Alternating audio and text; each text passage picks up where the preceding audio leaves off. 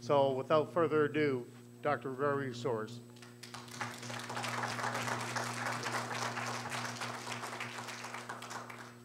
All right, if you'll give me a second to get this picture of my baby off of the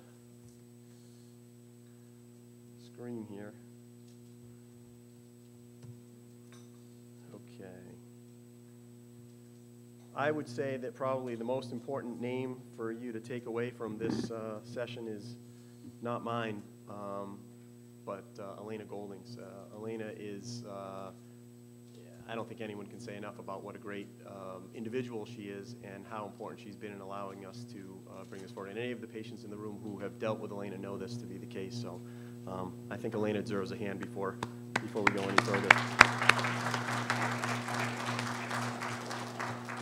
I'm the section head for interventional radiology at a big hospital down in Providence, Rhode Island, about a 750-bed hospital. And my area of specialty is venous disease, and I've treated venous disease since 1997. The treatments for Ccsvi and getting involved with treating that part of the venous system started for us in July of last year, so about a year and a half ago at this point, using essentially the same techniques that we've used for many years in other parts of the body. The place where we do most of our interventional treatment for Ccsvi in the setting of multiple sclerosis is the Rhode Island Vascular Institute, where I'm the medical director.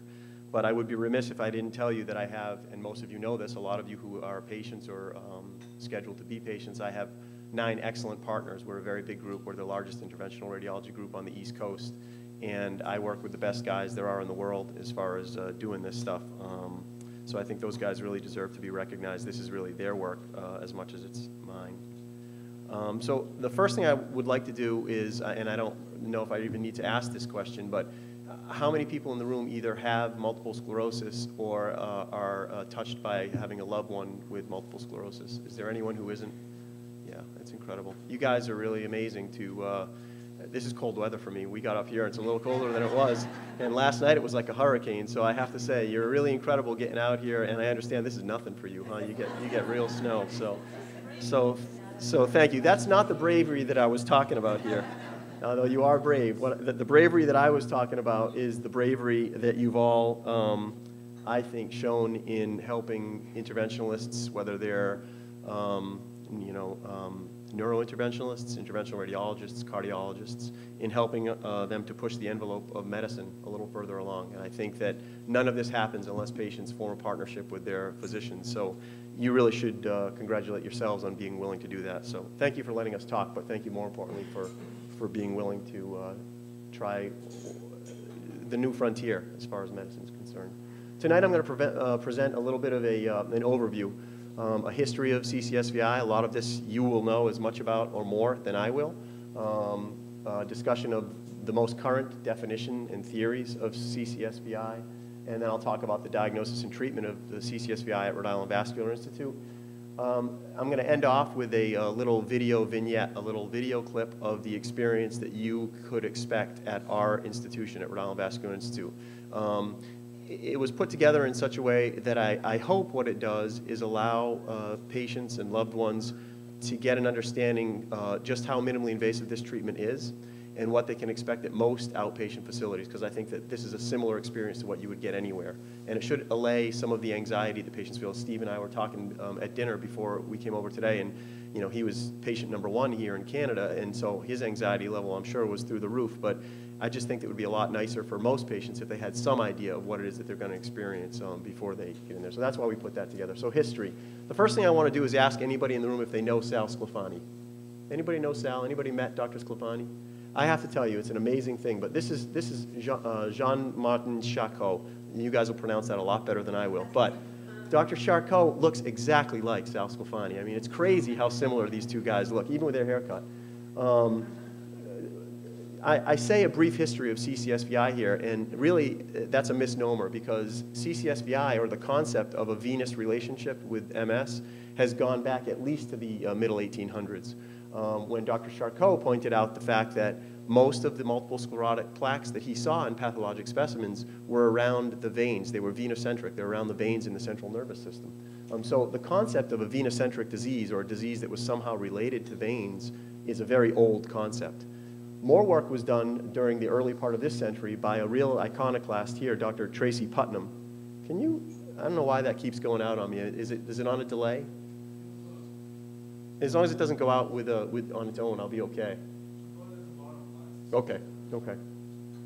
So Dr. Putnam, for those of you who don't know, was the chair of neurosurgery and neurology at Columbia Hospital for Physicians and Surgeons in New York for about 13 years in the 30s and 40s. He's very well known for having discovered epilepsy and the treatment for epilepsy of Dilantin.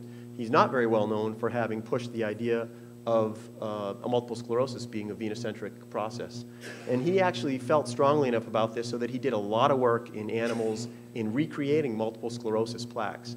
He was able to recreate multiple sclerosis plaques in the brains and spinal cords of experimental animals by blocking the outflow from their central nervous system. And this was in the 1930s.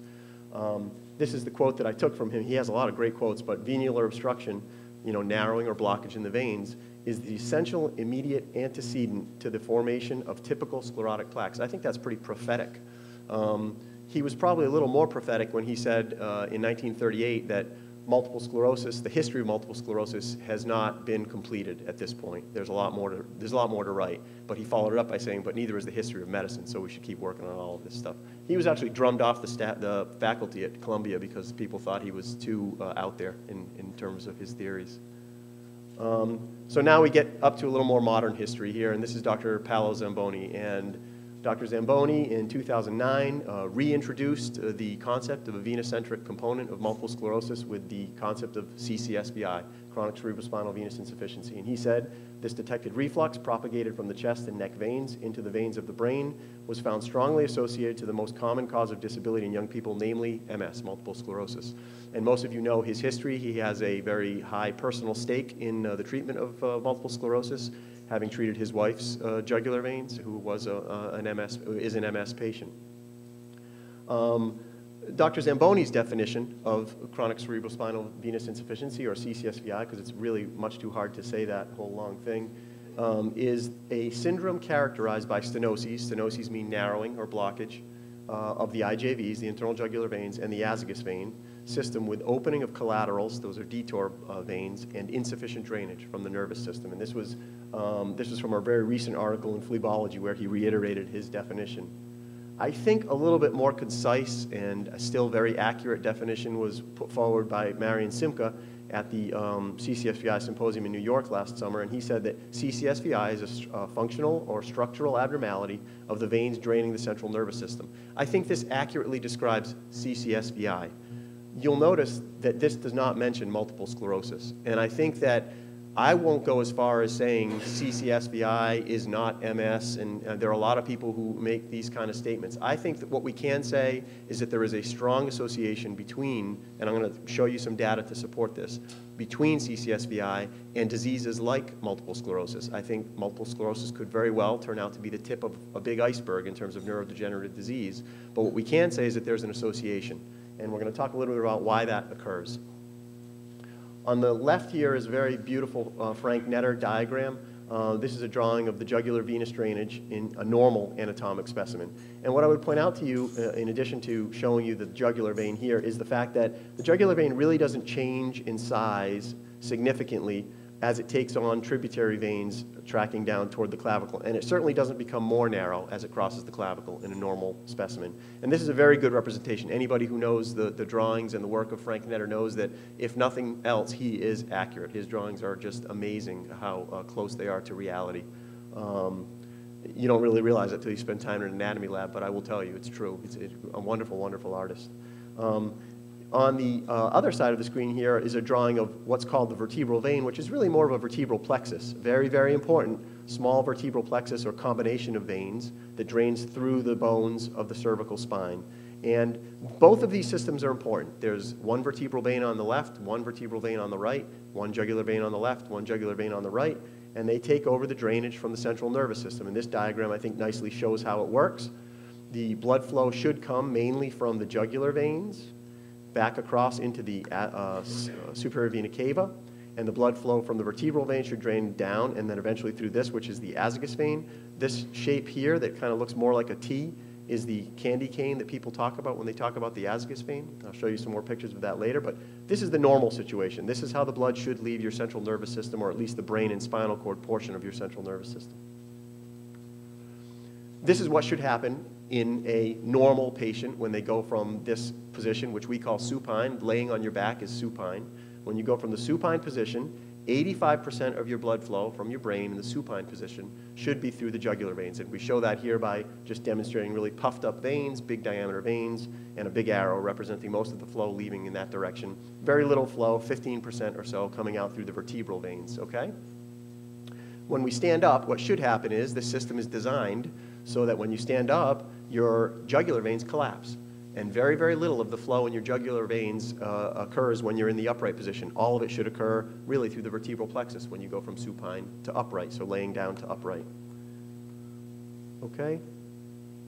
In Ccsvi, chronic cerebrospinal venous insufficiency, when you go from supine to upright, this system doesn't work. Basically, you have several possibilities, but you have a situation where if there's a blockage at the typical level in one of the jugular veins, more of the flow will attempt to go through the other jugular vein, or perhaps through the azygos vein, or in the more common situation that we see when there's an abnormality. And this level where we're showing the abnormality here, that's the level where the valves are located. So if there's an abnormality at this level, more often than not, what we'll see is almost all of the flow going through the vertebral veins, and that's what's called collateral flow. And then the other situation that we show here is where there's a blockage in the upper level of the jugular veins, high up near the skull base. We don't see this pattern very typically. That's much less common. And frankly, I think a lot of patients who have pictures presented to me anyway, where narrowings and blockages are being described at this level and at this level of the jugular vein, those are normal anatomic narrowings, and they're caused by structures that cross the veins at that level normally in all patients, patients who have Ccsvi and those who don't, which also makes treatment up at that level a little less likely to be effective. Dr. Zamboni described the big idea. There were a couple of articles that called it the big idea, and I think this diagram very, very nicely encapsulates how this whole process works. This part of the diagram is what we've just finished talking about, abnormal venous blood flow, okay? So this is what I would describe as Ccsvi. The rest of the diagram is how we get from Ccsvi to the immunological response in multiple sclerosis plaques, okay? There is abnormal venous blood flow, which results in increased pressure in the veins within the nervous system. When the pressure in the nervous system veins increases, the normal tight connections between the lining veins, the lining of the veins in the nervous system is spread out by this pressure, and red blood cells, RBCs, are allowed to leak through these spaces between the what's called endothelium of these veins. So basically what we've done is taken a nice blood-tight barrier, the blood-brain barrier that you've heard about, and we've allowed red blood cells to leak into an area where they should not go. That process is called diapedesis. When those red blood cells get out into the area around the veins in the nervous system, they degrade just like they do in any other part of the body. And what happens when red blood cells degrade is their protein denatures. They have a lot of protein. The protein that they have is called hemoglobin. That hemoglobin gives up its iron. And the iron is left in an area where it's going to cause a toxic reaction in the area around the veins. And that toxic reaction leads to an abnormal immunologic response, which then causes multiple sclerosis plaques to form. So this is the big idea. This is the way Ccsvi leads to MS plaques, typical MS plaques. And what's very important about this, I think, for us to realize is that all the statements about Ccsvi being MS or not being MS, none of those really matter. What really matters is that you look at this and understand that the antecedent event, the abnormal venous flow, eventually allows us to explain the process that is already being treated, maybe appropriately, maybe not, by anti-immunological drugs, by drugs that are there to decrease reaction. Now, perhaps what we're talking about is the fact that we need a two-pronged approach. Maybe we'll end up understanding that we need more than a two-pronged approach. But what I think is very important is for us to understand is that this does not discount what the neurologists have said for 40 years. So any neurologist who's upset about this theory, unfortunately, isn't really understanding that we're saying, that's great. You guys have done a lot of great science to prove that there's an immunological abnormality that needs to continue to get treated the way you treat it. We're not discounting that. That's still occurring. But what we're saying is that there's more. And there may be something we can do about the more by treating the Ccsvi component of this disease. Obviously, this is all theory at this point, and everyone recognizes that it's theory, including a multidisciplinary group that met recently, last year actually, to discuss, this was a consensus panel that met to discuss what research needs to be done, what should be on the research agenda to figure out the right way to address CCSVI and its relationship to multiple sclerosis. And so this was neurologists, vascular surgeons, interventional radiologists, interventional cardiologists, pathologists. Everyone came up with the concept that in order to move this forward the way it should be moved forward, we need to do what are called RCTs, or randomized controlled trials. And those are really what you've heard about as far as level 1 science, good science to prove that CCSVI is related to MS and should be treated.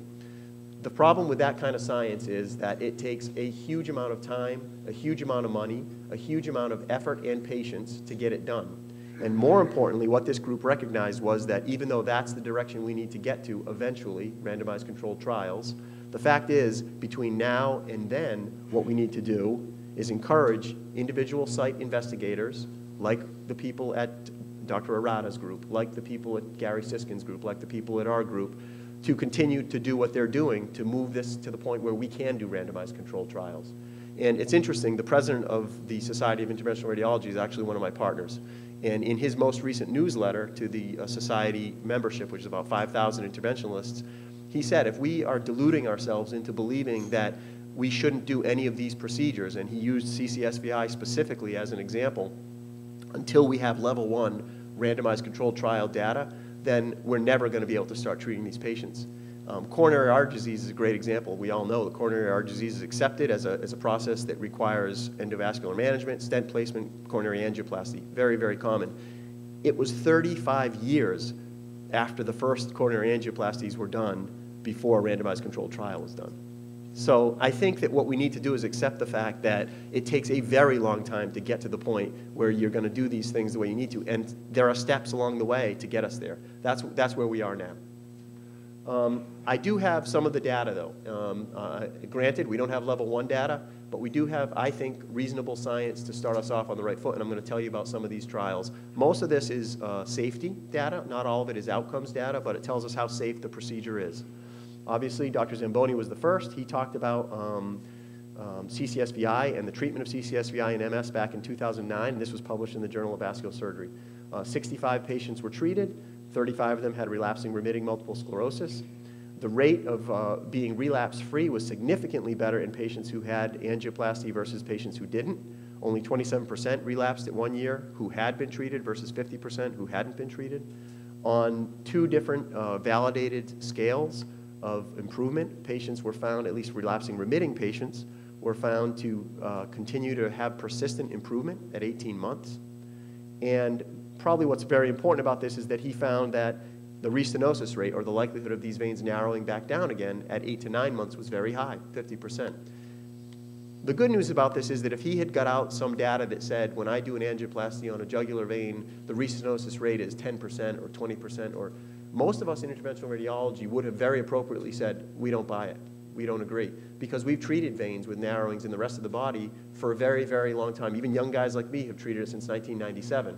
And the fact of the matter is, veins narrow when you angioplasty them. And this is about the rate that they re-narrow at. So veins are acting the way they should act. And I think it's a very important point that came out of this research.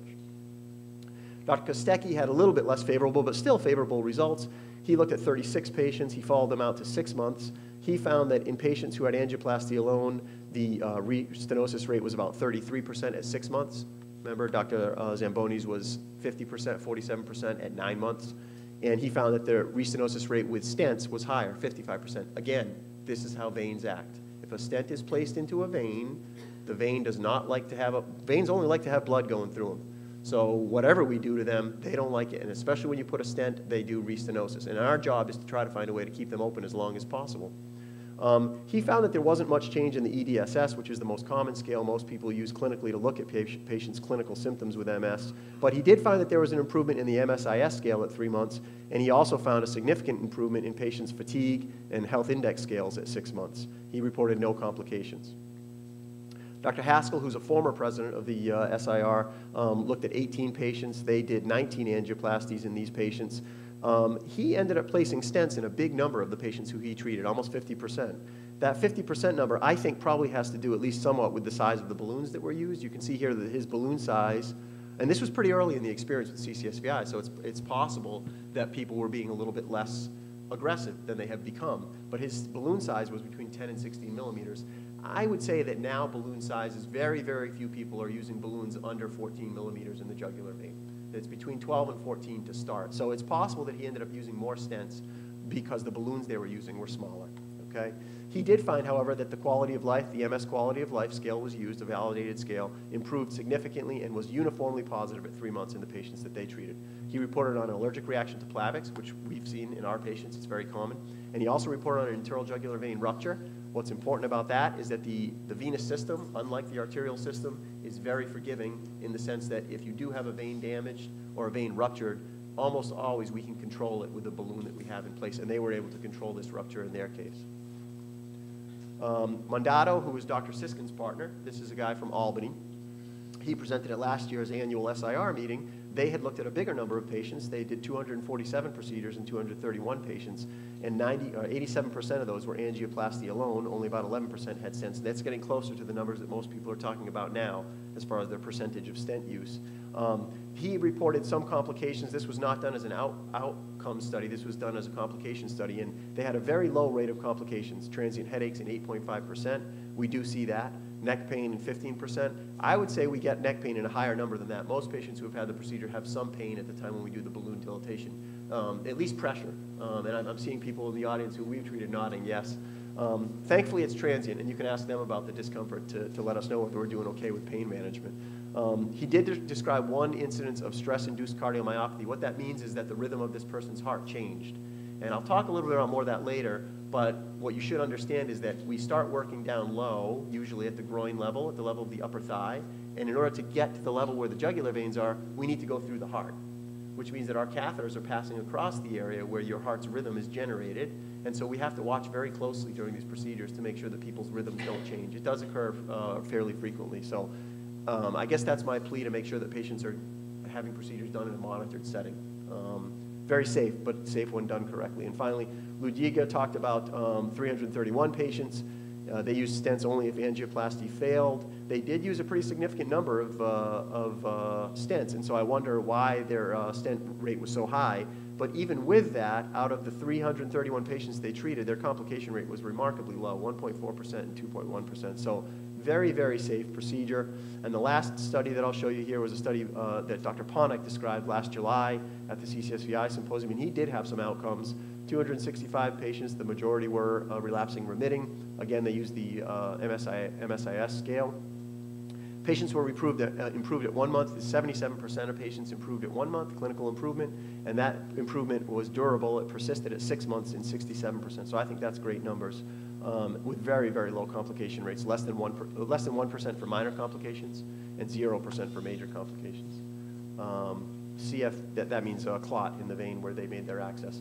The last trial, and this isn't really an outcomes trial, it's not a treatment trial, that I want you to be aware of, is very recent data. I just got this off the internet. Some of you here probably are aware of it. This was a meta-analysis. A meta-analysis is when a researcher takes all the published data, anything that's been published in a peer-reviewed journal, and they crunch all of that data down to the articles that are actually scientifically valid. And then they take those scientifically valid articles and they review them to get an idea of what this is all about.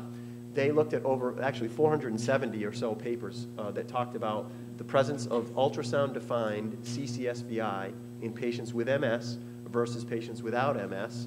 And when they whittled down to the papers that were done appropriately, that had good controls, so they looked at patients who didn't have any neurologic disease versus patients with MS, that were blinded. In other words, the people who were doing the ultrasound didn't know whether they were evaluating patients with MS versus not with MS. So very good science. When they whittled this all down, their final conclusions were that there is a strong and statistically significant association between Ccsvi and MS. They also suggested further research needs to be done, but this is looking at a big number of patients to talk about the fact that there is this strong association, which I think we can all feel good about. And this is very recent. This was actually sponsored by the Canadian Institute of Health and published by the Canadian Medical Association Journal. So you can get that online if you want to read the article. It's a very good article, and I think it's easily readable. there is a lot of work going on. So these are all the studies that are being supported by grants right now. At the time when I put this together, there are about $2.4 million worth of grants out there, a lot of them in Canada, but also a lot of them in the United States as well. Most of these are looking at ways to assess or define the presence of CCSVI as opposed to treat. So they're looking at, MR evaluation of patients with MS versus without MS, MRV rather, ultrasound versus MRV. But there are a couple of trials that are ongoing treatment trials, and I'm sure you know about some of these. The two that are really, I think, going to give us a lot of good information are the PREMISE trial, which has completed its recruitment now at Dr. Siddiqui's group in Buffalo. That's the PREMISE trial.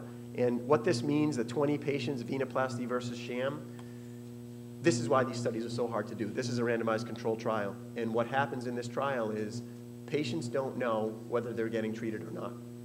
And the people who are looking at the angiograms after the procedure, so the doctor doing it obviously knows what he's doing, hopefully. But after the procedure, when a reviewer will look at these images and determine whether the flow was improved in these veins, that person doesn't know whether the before and after images came from a patient who had had an angioplasty versus not. So the sham is patients who have everything done but the balloon inflated. And you can see why I'm a little concerned about the possibility of a sham with people who have symptoms, because most people in the community know that when you blow the balloon up, patients are aware of it. So somehow you need to get it to the point where patients are either sedated enough or have the sensation that they're having the balloon inflated in order to make this a valid sham study. But that's the way science ought to be done. We have 15 people in that study through the foundation. That's fantastic.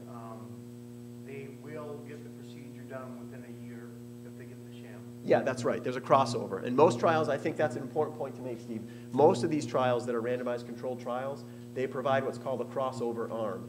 That means that if at any point during the trial, the researchers discover that the benefit is so much greater in the experimental group versus the patients who didn't get the experimental group, they are allowed to automatically cross over to the experimental group and get the procedure done, which I think is a very nice, that's the way science really ought to be done in terms of randomized controlled trials. And the other one is Gary Siskin's, they're going to recruit a significantly larger number of patients than the 20 or so patients that Buffalo started out looking at, and they have started enrolling. The big trial that hasn't really started enrolling yet, that's due to start enrolling soon, is the Italian trial, the Brave Dreams trial that Dr. Zamboni's going to run, and that's going to be an attempt to duplicate his work with the original 65 patients in a much bigger population of 600 plus patients.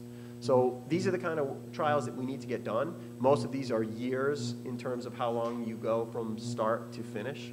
So we're not talking about tomorrow, but we are talking about sometime in the relatively near future.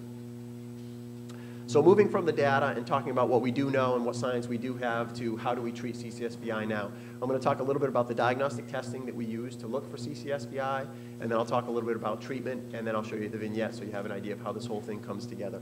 The three diagnostic imaging modalities that are available right now to look for CCSVI are Doppler ultrasound, magnetic resonance phenography, or MRV, and catheter venography. Doppler ultrasound really has taken the lead as the protocol that most people are using to screen for CCSVI, to look for abnormal veins. Doppler ultrasound is a technique where we use what's called grayscale imaging. That's the typical kind of snowstorm images that you've seen pictures of. That's the anatomy. That's looking at the anatomy and the actual structure of the veins. The Doppler part of the examination is how we look at the blood flow within those veins.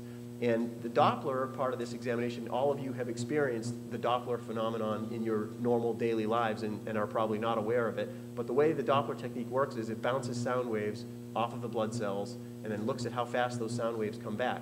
If you've ever heard an ambulance or a police car coming down the road and it's coming toward you and then it goes right by you and you notice a change in the frequency of the sound that the siren's making, that's the Doppler effect. It's because the sound waves, basically the frequency changes as they come closer to you and then move further away from you. That's the principle that we use to look at red blood cells to tell us how fast they're flowing and what direction they're flowing in. So the parameters that we look at with Doppler ultrasonography is flow. We look for reflux. Reflux means flow in the wrong direction. Stasis, flow that isn't progressing, flow that's sitting still. The direction and the phasicity of flow, that means that flow will change with the person's respiration. And that phasicity is a normal thing that we look for when there's no blockage between the lungs and the jugular veins. We also look at the actual appearance of the veins. We're looking for blood clots or thrombus. We're looking for narrowing or stenosis. and we're looking for septum, flaps, or annulus. Annulus, someone was asking me before the talk started about these valves that they've heard about that are sort of ring-shaped valves as opposed to normal flap valves. That's the annulus that we're talking about. And you can picture it like a membrane. It's a membrane with a hole in the middle instead of a flap valve. That's an annulus. And then we also look at physiology. And ultrasound allows us to look to determine whether or not the jugular veins collapse appropriately when we change position. It's one of the only modalities right now that you can actually look in two different positions. We really can't do it with any other modality. There's an MRI machine being worked on right now that will allow patients to be tipped into an upright position, but it doesn't exist for general use at present. There are a lot of benefits for Doppler ultrasound. The biggest one is that it's non-invasive. Patients are not exposed to radiation. They're not exposed to high frequency, high magnetic fields. They're not exposed to contrast. It's low cost. The cost is the cost of having a technologist do the procedure. It's very available. Obviously, just about every vascular lab has an ultrasound at their disposal, and it's widely applicable. It really, at any level of debilitation, a patient can still have an ultrasound done. It allows us to change a patient's position. So a lot of benefits. The drawbacks are it's very difficult to do, as Steve sort of inferred before. If you're not using the appropriate Zamboni criteria, it's a difficult procedure to get any real good information out of, so it's operator dependent. The people doing the ultrasound really need to be trained to look for what they're supposed to be looking for. And unfortunately, there's only one paper out there. There's a paper that Dr. Zavadinov presented that looked at the comparison of ultrasound and venography, but there isn't a lot of good validation between ultrasound and venography, and that's an important thing because the gold standard is still venogram. And what that means is that if you see an abnormal ultrasound, if it's positive, you're probably going to find an abnormality when you do the venogram. But if it's negative, it's hard to know what you're going to find. And most people still proceed to venography because it's the gold standard. It's the way to really look to see if there's an abnormality there. So what are the Zamboni criteria for looking at ultrasound? Everyone hears about these Zamboni criteria. They're really pretty simple. There are 5 of them, and these are what they are. Criteria number 1 is reflux, or flow in the wrong direction in either the jugular vein or the vertebral veins. Criteria number 2 is bidirectional flow. That means flow in to and fro flow in the veins of the central nervous system within the skull, so intracranial veins and sinuses. Criteria number 3 is a narrowing, or IJV stenosis. That's narrowing in the internal jugular vein. Criteria number 4 is an absence of detectable flow. So we look at we put an ultrasound with a Doppler on the jugular vein, and we don't see any flow. The sound waves don't bounce off of any moving red blood cells. And then criteria number 5. This is the one that's a little harder to explain, but I think the diagram that I showed you earlier of the change in the size of the veins when the patient goes from laying on their back to an upright position, that's called the cross-sectional area of the vein. And that should be a positive number. Basically, when the person goes from laying down to upright, and you subtract those 2 numbers out, it should be positive. If that number is negative, in other words, the vein gets bigger when you go from laying down to upright, it's a negative delta, a negative change in the CSA, and it means that the vein's not acting appropriately. Does that make sense? It's an important point because that's actually one of the criteria that's most often present in patients with CCSVI. These criteria were boiled down a little bit and simplified at the ISNVD, the International Society of Neurovascular Disease meeting in Bologna in March of 2011. And basically what they did was eliminate, by consensus, looking for the veins within the intracranial part of the circulation because it's just too hard a part of the exam to do effectively. And they found that if they used these 4 and still looked for 2 of the criteria being positive to call it CCSVI, they would get a similar number of positive hits. In other words, their sensitivity would be similar. So in either one of these criteria, the idea is you have to have at least 2 of them present for you to have CCSVI. It doesn't matter which one it is, but you have to have at least 2 of them present. And these are some ultrasound examples. So you can see why I say they look like a snowstorm.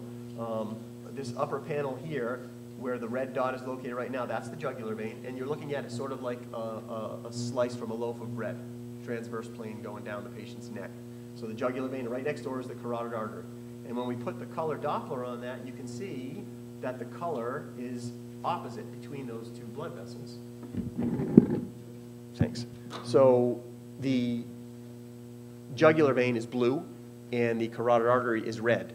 And this scale on the side tells us that these are 2 different directions. If those 2 colors match, if they're both blue or they're both red, it really doesn't matter because you can assign the color however you want to. But if they're both the same color, it means the flow in the jugular vein is in the wrong direction because blood flow won't be in the wrong direction in the carotid artery in a human.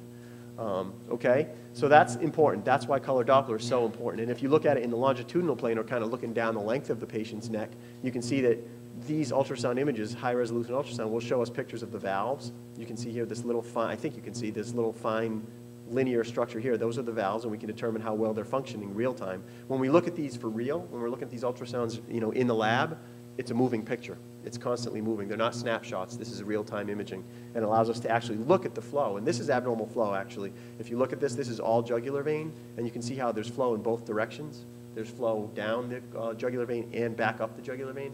That's reflux. That's an abnormal jugular vein, and that represents one of the criteria being positive. Okay? So what about MRV? Well, MRV has its place. MRV, magnetic resonance venography, is much more complicated than ultrasound to explain. The physics of it are beyond my ability to put into any kind of nutshell. Suffice it to say, it's very, very good at looking at differences between different kinds of tissue and at looking at the flow within the different kinds of tissue. And if the sequences are done appropriately, in other words, if the procedure is protocoled appropriately, then you can get a lot of information about the patient's jugular veins. The problem is the way that you generate this protocol totally dictates what images are created, what images come out. And if you're having the standard magnetic resonance imaging done that most patients with neurodegenerative disease like MS have, it's not done to look for the veins. It's not done to look for the arteries, and it will give us essentially no information about the flow in those blood vessels. So that is an answer to the question that we often get from patients who say, I had an MRI last year, I had an MRI this year, can't you just look at that MRI and see if I had CCSVI? The answer is no. If the MRI wasn't done specifically to look at the veins, and I mean the veins, it can't even be done specifically to look at the blood vessels, because most MR studies to look at blood vessels are done to look at arteries. And so if you do an MR study and don't appropriately post-process it or time it, this is what you get. And this is very hard for anybody to interpret, never mind you know, a radiologist. This is an overlay of all the vascular structures between the head and the neck. If it's appropriately sequenced and then post-processed so that all of the arteries get subtracted out, you can get a very beautiful image of the veins and get a lot of three-dimensional anatomic information about the veins. But this is a lot of effort and a lot of expense, frankly, to get the appropriate examination done, and that's the real problem. The real problem in my mind isn't that MRV it's a wonderful way to look at the veins when you appropriately protocol it and you appropriately post-process it, but it's a very expensive way to look at the veins. And most insurers, at least in the US, and you know, I don't have as much understanding of the way the Canadian system works, but most of the insurers in the United States would flatly refuse doing an MRV to look for CCSVI at this point in time. Hopefully that'll change, and then maybe we can get MRVs on a lot more patients, but right now that's the situation. What's that? Yeah, you can't even, it's not even a consideration, right, right. No, Well, you know, one of those machines in Quebec City, Uh-huh. another one in Manitoba, Winnipeg, and another one of them in British Columbia. Yep. So they can do it, but like you said, it's a cost. Yep, I think the cost is the big issue, and frankly the expertise, because you know, people who are used to looking at, people who are nervous system radiologists, you know, neuroradiologists, are very, very good at looking at neuroradiology, you know, the solid organ part of the nervous system. But at least in my practice and in a lot of other practices, all of the MRA part of things, as far as looking at the blood vessels, that's our job. That's what interventional radiologists do. So frankly, even having the equipment, you still have to have the expertise to do it. So it's got some hurdles to get by. Having said that, I think it's important to point out that there is the Hacky protocol, which some of you have heard about. The protocol is amazing. Some of the things, some of the information that protocol gives in terms of who should be treated versus who shouldn't be treated. You know, you get to look at both veins simultaneously. You can determine from those studies as to whether or not the flow in one vein being treated is going to have a negative effect on the other vein. They're really wonderful, wonderful studies, but unfortunately there's just no way to apply them to the number of patients they would need to be applied to use this as right now as a useful technique.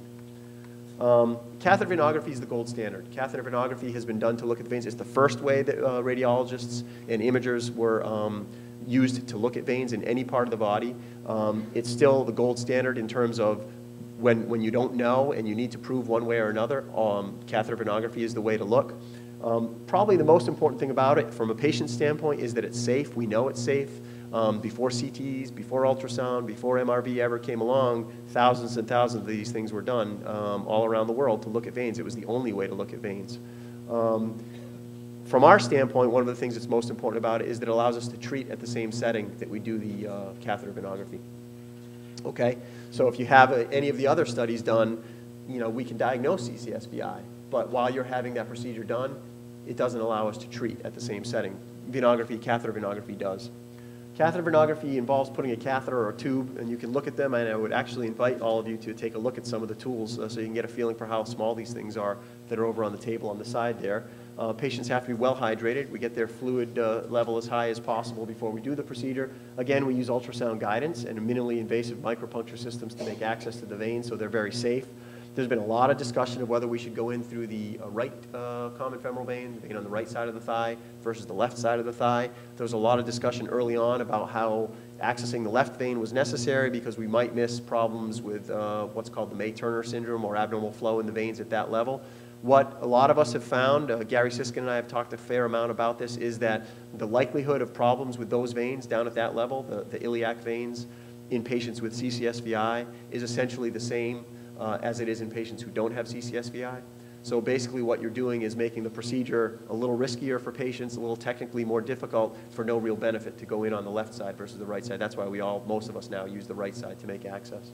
We do use conscious sedation. That's what used to be called twilight sleep. That's really just so that we take the edge off. I think this procedure could be done with local anesthesia, but I personally would rather have it done with conscious sedation, so I think it's the right way to do it. It also allows patients to sort of change their position as we ask them to, take deep breaths, and allows us to get the images that we need to get. Catheter venography allows us to define grades of abnormality in the veins with the catheter venogram. Grade 0 is normal, so that's not up here. Grade 1 is venous outflow slowed down. No reflux, but the flow isn't going as fast as it should out of the vein. Grade 2 is slow flow with mild flow in the wrong direction. So instead of the flow all heading down toward the heart, some of the flow goes back up toward the brain, and it may or may not have some dilatation or increased in size of the vein just above the area of narrowing. Grade 3 is the venous outflow is slowed, and we're starting to see these detour blood vessels, collaterals. And grade 4 is no outflow. None of the flow goes through the jugular vein the way it should. It all goes through these collateral veins. And this is an example of each of those grades. You can see here, obviously it's easy for me to tell you this is no flow because the images are sitting still. But if you're looking at the real-time images here, you'd see that the flow in the jugular vein basically sits still for more than one heartbeat for each of the levels of the vein. And that's how we define no flow. If you look at this vein, you see that not only is there a narrowing, but there's also an area that gets wider right above the narrowing, so that's the prestenotic dilatation that we're talking about. And then if you look at the third level, we have narrowing, dilatation above the narrowing, and then flow is starting to sneak out through these collateral channels. And finally, the highest grade is when there's no flow through the jugular vein, but there's flow through the collateral or detour pathways to get through to escape the nervous system. This is just an example of what someone looks like with grade 3 flow pre and post procedure. So you see the area of narrowing at the level of one of these funnel-shaped valves, a little bit of prestenotic dilatation. This is the angioplasty balloon being dilated, and if you're sitting close enough, you can probably see there's a little bit of a waist or narrowing right at the level where that area of the valve annulus is located, and it's about to be cracked. And then this image shows what it looks like after that area has been dilated successfully, and the flow is now passing through the vein the way it should. So the procedure has risks, and they can be divided into two different categories. There's the access in venography. This is sort of the diagnostic part of the procedure. And then once that part's done, the risk of the angioplasty. The risk of the access in venography is really very limited and essentially involves bruising or bleeding at the groin level. It's very unlikely because, as I said, these tools that we use are designed for this purpose and very, very small. The other risks include reactions, any type of allergic reactions. We've talked a little bit about arrhythmias. This is when we have to go through that. In the United States, we have these things in the highway system called rotaries. You guys have seen those where, a bunch of highways come together in one area and then they all go back out again from the same. Well, the heart acts that way. All the veins come together like a highway coming to the heart. And so, if you can get into one vein, you can pretty much get to any other vein throughout the rest of the body. But as you go through the heart, you have to watch the rhythm because you can change the rhythm of the heart with your catheters and wires. Angioplasty carries its own set of risks. As I said, the goal of angioplasty is a controlled injury to the vein. And so, depending on how much you need to dilate that vein, you are going to have to tear the lining of the vein at least to get it to open up to the level you want it to open up to. But the goal is to damage the vein in a controlled fashion and not damage the outside of the vein, or what we call the adventitia of the vein. And there are things that we do to make it so that doesn't happen. There is a risk of blood clots, and as I was telling somebody earlier before we started, I think that the risk of blood clots in the jugular vein is higher than people have talked about. And that's not just based on our experience with CCSVI, but what we've seen in other parts of the body. I personally think that that number is probably between 5 and 10%. I think that people, when you do a dilatation of the vein and damage the intima or the lining of the vein, I think it's very difficult not to have some clot formation. It doesn't mean that the procedure shouldn't be done this way, but I think that you have to protect against that clot formation by anticoagulating patients for as long as you think is necessary to decrease the risk of major clot formation. I put down here failure to respond because it's not really a risk of the procedure, but when I go into these procedures, every patient that I talk to, I tell them, they're really safe procedures if done appropriately. And I think the risk is so low that the biggest problem, the biggest risk of the procedure is that we don't get the response we want. And I think that patients really need to go into this and have their expectations equal or match my expectations in the sense that, I'd love to have patients who are immobile be able to get off the angiographic table and dance around the room with me. But it would be completely incorrect for me not to tell them that, the best benefit I might give you is that you don't progress as fast or that the curve of your progression slows. If patients expect otherwise, then the procedure's failed. Then it's been a risk that I really shouldn't have been there. And if I tell patients about it up front, I think this risk is minimized. So, risk might be the wrong way to describe it, but that's how I feel about it. As far as the procedure, we've talked about access, we've talked about anticoagulation. We thin your blood during these procedures. Whenever you have a foreign body in your bloodstream, you're at risk for blood clots. So we give you blood thinners during the procedure. The balloon dilatation, I would say that most patients are aware of the fact that the balloon is being dilated. You can talk to I'm sure most of you can turn to your right or to your left, and someone who's had the procedure will tell you whether or not they could feel it. But the fact of the matter is it's a minor sensation that we can control with a lot of our medications. There are things we do in situations where we can't make that little waste that I showed you go away. And the most important thing we consider is whether or not we need to use a stent. And in most cases, we will not use stents. We only tend to use stents, and I'll show you on the next slide, in situations where we think it's the only thing left at our disposal to protect the patient's life, limb, or a vein that looked better to begin with than it does when we finish. Things that we do relatively frequently, I think, are adjunctive measures that other people have called cutting balloons.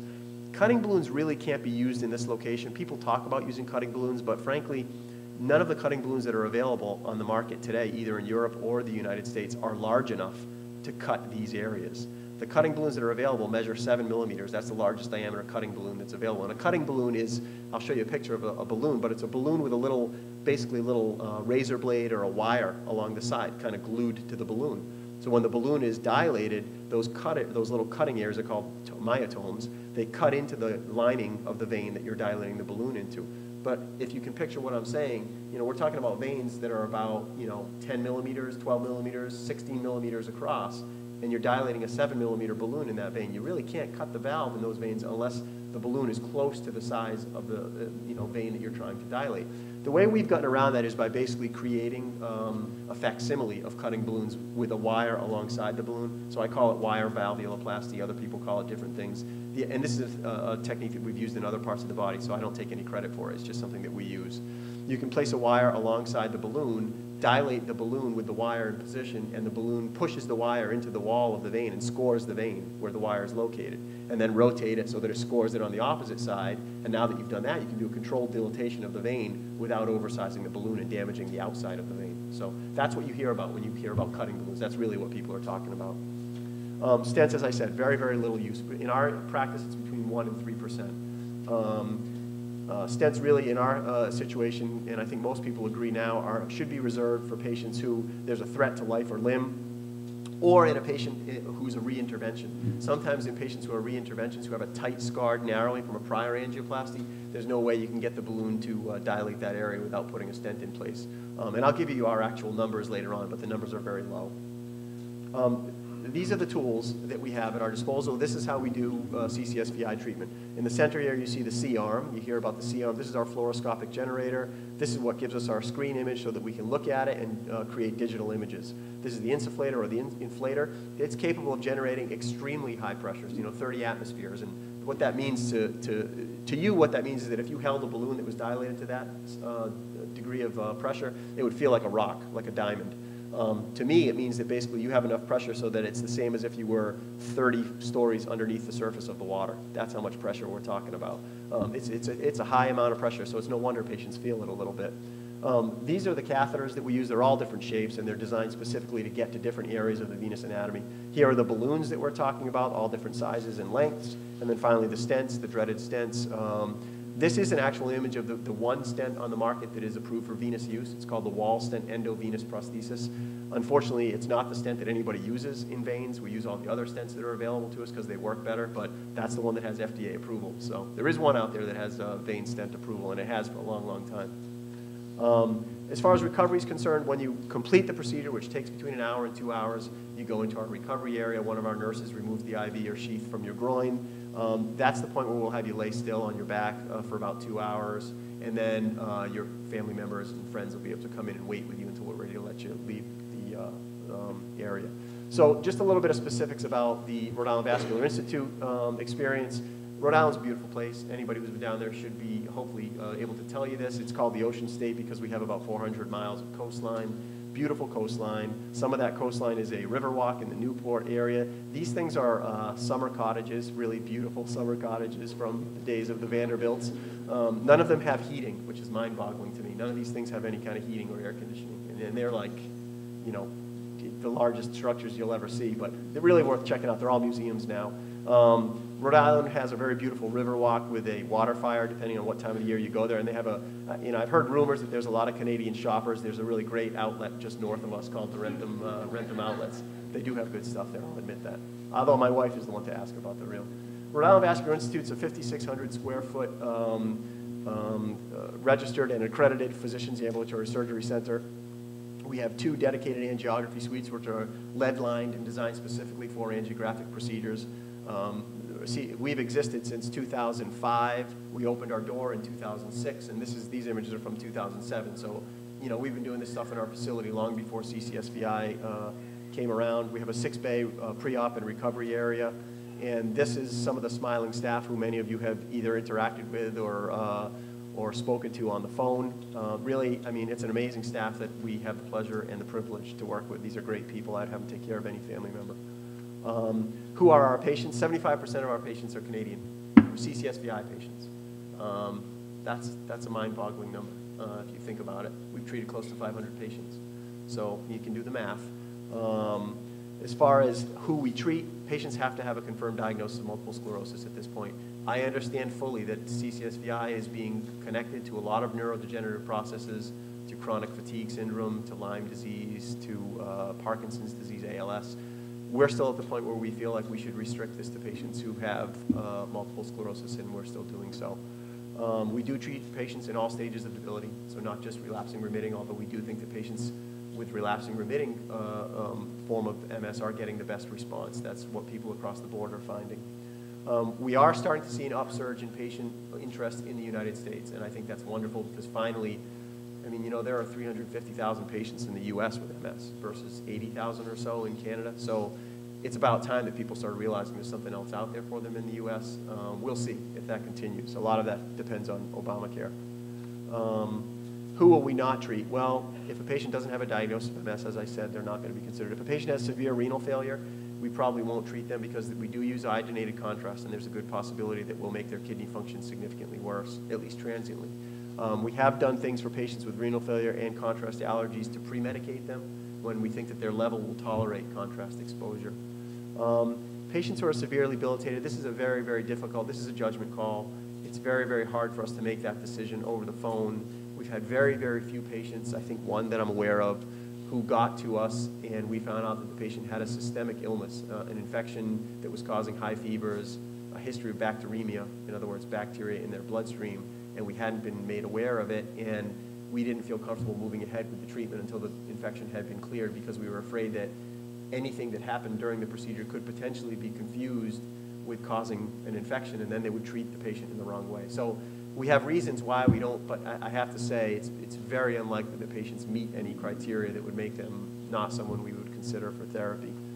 Our staff can handle most situations. I'm not going to go into this in too much detail because I think the video is going to show you most of this, but this is our care protocol. I guess the one thing I would say here that I think is important is that I think patients should at least meet their operating physician the day that they have their procedure done. I think it's very important that they say hello, that if nothing more, they'll recognize the voice that's in the room with them, all covered up by a blue mask at the time of the procedures being done.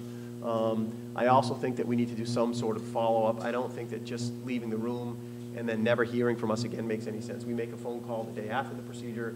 We make a phone call at 1 month, 3 months, and 6 months, and we think it's important that we try to get an ultrasound at least at 3 months. This is actually why I think the rate of jugular thrombus, clot forming in the jugular vein, I'm not talking about occluding the jugular vein, but clot forming in the jugular vein, this is why I think it's higher than people are talking about, because most institutions do not perform an ultrasound at 1 month, 3 months, and 6 months, or ask for one. And I think that there are probably subclinical, in other words, little clots that are forming that no one ever knows about because the ultrasounds aren't being done. We'll see. I mean, you know, the jury's still out on how realistic that is. What's our experience? We did review our first 400 patients, and looking at our first 400 patients, we are seeing approximately 66%, 2/3 of our patients have a subjective improvement by self-administered scales. Most of their improvement is in the typical symptoms that people with MS describe as responding to Ccsvi therapy, things like temperature and sensitivity, fatigue scales, bladder dysfunction. We have had the occasional, really what I would describe as a grand slam. I'm not a baseball fan, but I mean, realistically, sometimes things are just, it's shocking, the response that patients get. Those are the patients who, fortunately or unfortunately, get on the video and become famous for how much they responded. I think it's great, but I think it's tough because we tell these patients, please make sure you tell everybody that we're hoping you get that response. We just don't know. We don't know how much people are going to respond. Only 17 of our cases were repeat treatments. Those are the places where we tend to end up seeing patients who need to have stents. So that's a very small number, and I expect that that number will probably increase significantly. 3 of our patients, or 1%, required stent placement. And as I said, we have about a 6.5% rate of internal jugular vein clot. So that's it as far as the nuts and bolts, the theory, what we know, what we don't know, the data that's out there, how we do it at Rhode Island Vascular Institute, which I think is similar. What I'd like to do now is show you about a 10-minute video clip. I know it's getting late, so if you guys want to grab the water or coffee or something, and then I can play the video, we can do it that way, or if you want me to just go on, we can go on with it. And then once the video's done, I'm just going to stick around as long as we have questions to answer. Before you do that, can I throw a couple things at you? Sure thing. There's a couple things that we need to dispel that have been misstated by the medical people in our country and by the government. There's a couple things we need to dispel. We have to. First of all, I'm going to go backwards with this a little bit. What is your restenosis rate? I know you put that up there, but what is your restenosis rate from your procedures, approximately? Between 40 and 50%. Okay. And that's really not a fair number to put out there without looking at your total N, because in order to know the fraction, you need to know the numerator and the denominator very well, and we haven't reviewed all of our charts to say that. Okay. But for the patients who we have data on, it's for around 40 to 50%. How often do you use stents? 1 to 3%, so very few. So, around 17 of our patients we've used stents. Small number, very small. The Doppler exams, they're being done by Very Vascular Clinic by Sandy McDonald under an IRB from the States that was gotten from the Hubbard Foundation. He's got 2 different IRBs, so our people will be followed up at 1 month, 3 months, 6 months, and a year. Yeah, I think that's crucial. And one thing I would like to point out, Dr. McDonald is, I have to say, he's an amazing guy. Anybody who gets a chance to talk to him, you really should take the opportunity. But he follows most of our patients who are from the area, from this area. And when I say this area, I guess I mean within about 6 hours of here. I mean, he's really good about, our patients can't get ultrasounds in a lot of situations, and he's always willing to take patients for their ultrasonography and show us. And his reports are excellent. Everybody who's doing a lot of ultrasonography, if they haven't been trained by him, they're trained by the people who were trained by him, and all of their reports are being structured in such a way so that they emulate what his reports tell us. They're really the only reports that make a lot of sense, unfortunately, the ones that you get from his office. So. There's no fear of lack of follow-up with the people that are in this area. Definitely. He's made sure of that, so do not concern yourself with that. Before you go through the procedure, book your ultrasound follow-up with Very Vascular Clinic, and they will do it properly. So do you guys want to just start firing questions, or would you like me to play the video? Really, it's up to you. I know it's been a fairly long talk already. Want to hit the video and get it over with, and then we'll go questions? Great. All right.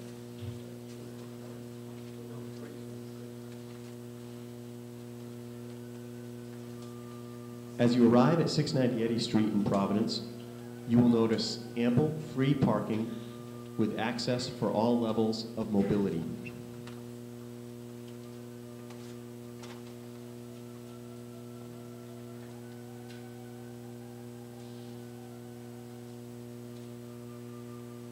Steps away from the front entrance, you will see conspicuous signage directing you to the elevator, which will bring you down one flight to the garden level where the Rhode Island Vascular Institute is located.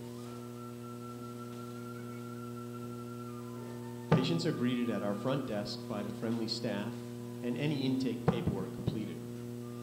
Depending on whether or not you've had an ultrasound recently, an ultrasound and Doppler evaluation of the jugular veins will be performed by one of our registered vascular ultrasound technologists. This ultrasound can be helpful in directing us toward the vein most likely to be abnormal. Though many patients will have had phone consultation before arriving at the Rhode Island Vascular Institute, most patients will meet their operating physician at the time of their arrival. This allows us to perform a brief history and physical examination and to discuss the procedure in detail with patients and their family members. At this time, we also entertain and answer any remaining questions and concerns before the procedure. Next, one of our experienced registered practical nurses will place an intravenous line. This will be used for medications and fluid during the procedure. We feel that though the procedure is minimally invasive, a small amount of sedation makes the experience less anxiety-provoking and comfortable. Once you have received any type of medication, your vital signs, including your oxygen levels, heart rate, blood pressure, and temperature, will be monitored throughout the procedure.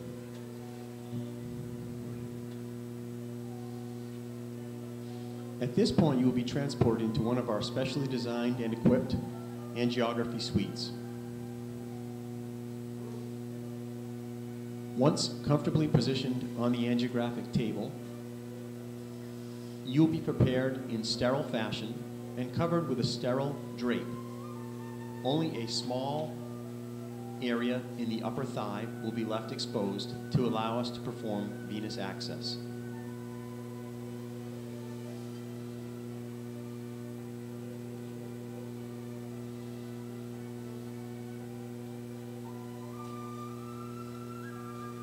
After sterile preparation and draping, ultrasound guidance is used to obtain access to the femoral vein in the upper thigh. Ultrasound access allows us to minimize any possibility of complications during this portion of the procedure.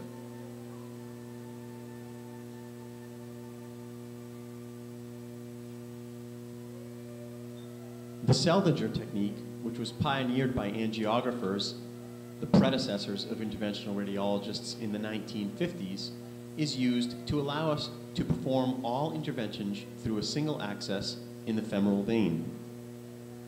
The Seldinger technique entails placing a wire through a skinny needle and then gradually and sequentially upsizing the access site to allow our working devices to be placed through the same needle access.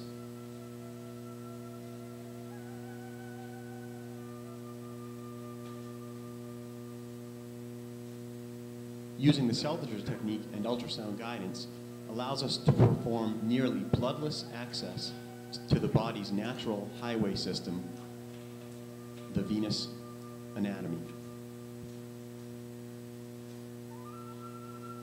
Once we have accessed the venous anatomy, we use our knowledge of normal venous structures and X-ray guidance or fluoroscopy to steer our specially designed catheters and wires through the venous system into the blood vessels of which we have concern.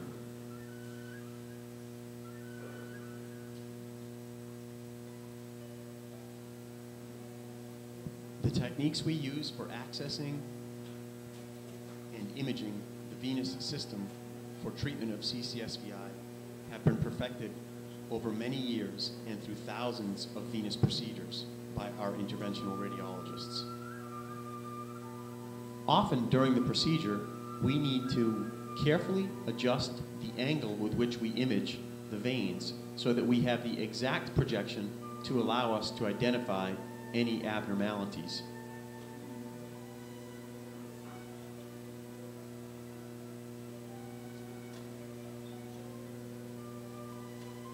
Here you see a catheter within the azygos vein, the candy cane-shaped structure located behind most people's hearts.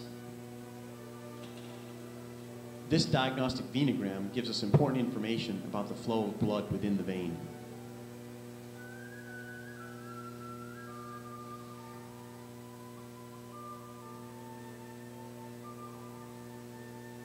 Once we have exactly located the abnormality within the vein, we exchange our diagnostic catheter for an angioplasty balloon catheter over the same wire and through the same access. Using fluoroscopic guidance, the balloon catheter is then placed to the level of concern.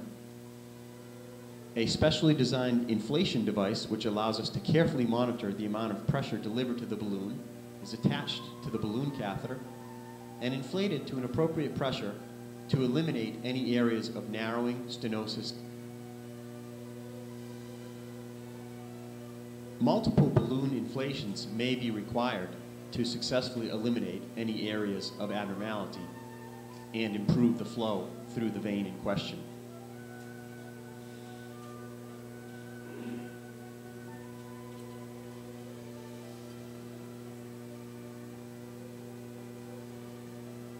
After successful performance of the balloon dilatation, final images of the jugular vein or the azygos veins are performed, and then your operating physician will discuss the findings and results with you before leaving the room.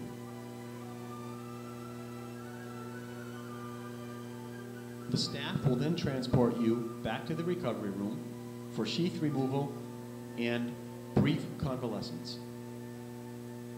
Once in the recovery room, one of our nurses will remove the intravenous access sheath from the femoral vein and hold pressure at the groin site for 10 or 20 minutes.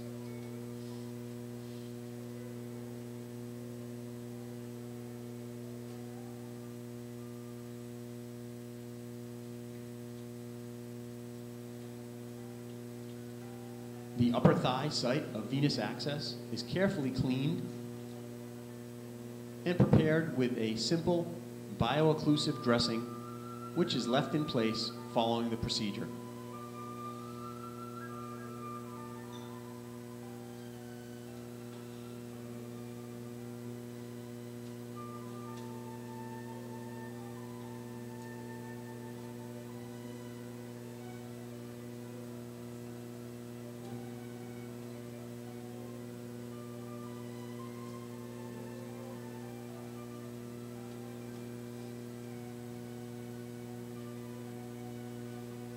Finally, we often place a sandbag on the thigh and groin level to decrease the likelihood of any significant bruising while you await loved ones to return to the recovery room.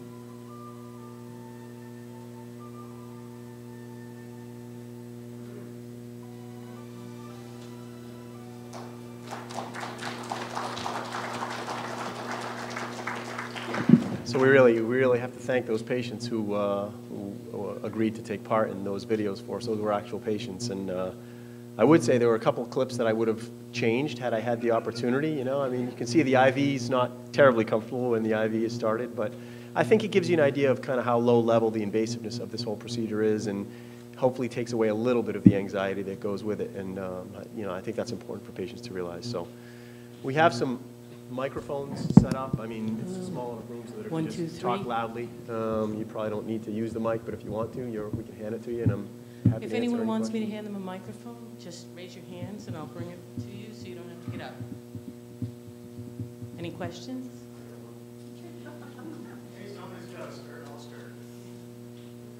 Do you have the equipment for the Hague protocol at Rhode Island Vascular Institute? Yeah, it's a funny thing. I mean, most people who have a 3 Tesla magnet, Rhode Island Vascular Institute is actually one office of a larger radiology group. We have 7 offices, and we provide radiology services for 3 hospitals. So we have 2 3 Tesla magnets capable of doing the protocol. It's a matter of writing the protocol to have the machine do what you tell it to do. Most people who have a 3 Tesla magnet can achieve actually 1.5 Tesla, which is not even as powerful. That was the first part of a 2-part question. And the second question is, the only place the Hague protocol is done at present is in California at one clinic there. Right. Is there a possibility that it can be offered for a given price at your institute as well? Thank you. It's a tough question, Steve. I would say anything's possible.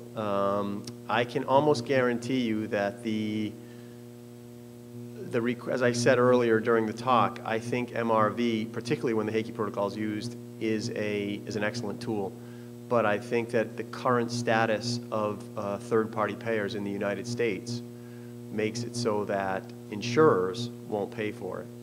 And I think that the amount that I've had patients request whether they could pay out of pocket. And what I've told them is we could perform the procedure, we could get the protocol and do the Hague protocol that's being used in the Hubbard registry. We'd be happy to do that, but it's going to cost this amount of money. And the fact of the matter is, I have the option here of doing an ultrasound for you, which I think will give me nearly as much information. Now, Hubbard would disagree with this, I mean, and so would Hague. I think that they rightfully feel that their protocol does give additional facts, and it does. But I'm not sure that the additional facts warrant the additional expense that patients in the United States, anyway, would end up needing to pay. I don't know how else I can answer that. I mean, I think that if it was an ideal world, probably everybody would get some form of cross-sectional imaging, and MRV would be a wonderful thing for everyone to get. I just don't know how it would ever get paid for. It's very expensive. Correct. I have done in Detroit by Dr. Haley himself. Mhm. The cost, you want to cover it on the overall is about $2,500. Right. And I think every single patient that has this procedure done, with my own opinion, Mhm. should have that Hague protocol. Yep. The blood flow, the 3D view of the veins. Right. I think it's absolutely wonderful. If you have something that your institute could offer, patient pay out of pocket or whatever, I think that would be a phenomenal thing. Yep, and I think that's a reasonable, I do think that it's a reasonable notion, the concept that providing MRVs for all patients to confirm that they do or don't require therapy. I don't disagree with the idea. I just think that what we've done, and we've had the opportunity to ask patients to pay out of pocket and do the protocol, what we've done is to suggest to them that we feel we're likely to get the information we need without the MRV. It's a tough question. I mean, as you can imagine, and when patients are paying out of pocket, we try very hard to do what we can to not have this be unreasonable. So. The reason I asked the question is because I knew. Yep. Yeah. Well, we can always count on you for those tough questions, Steve, right? Does anyone else have a question? Sure. There's a microphone right at the front, or if anyone would like me to hand it to them, I'm happy to come over.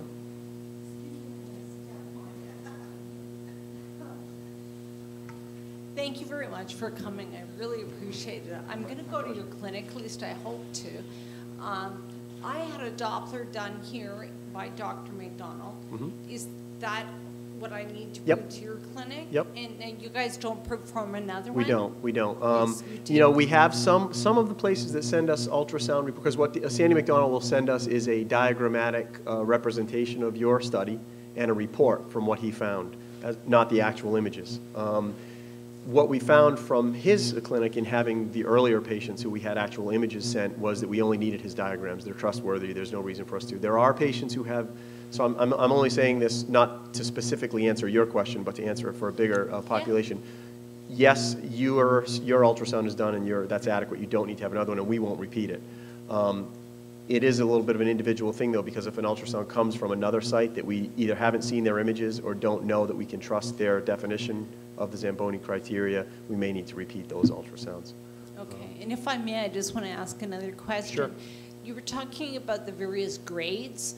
Yeah.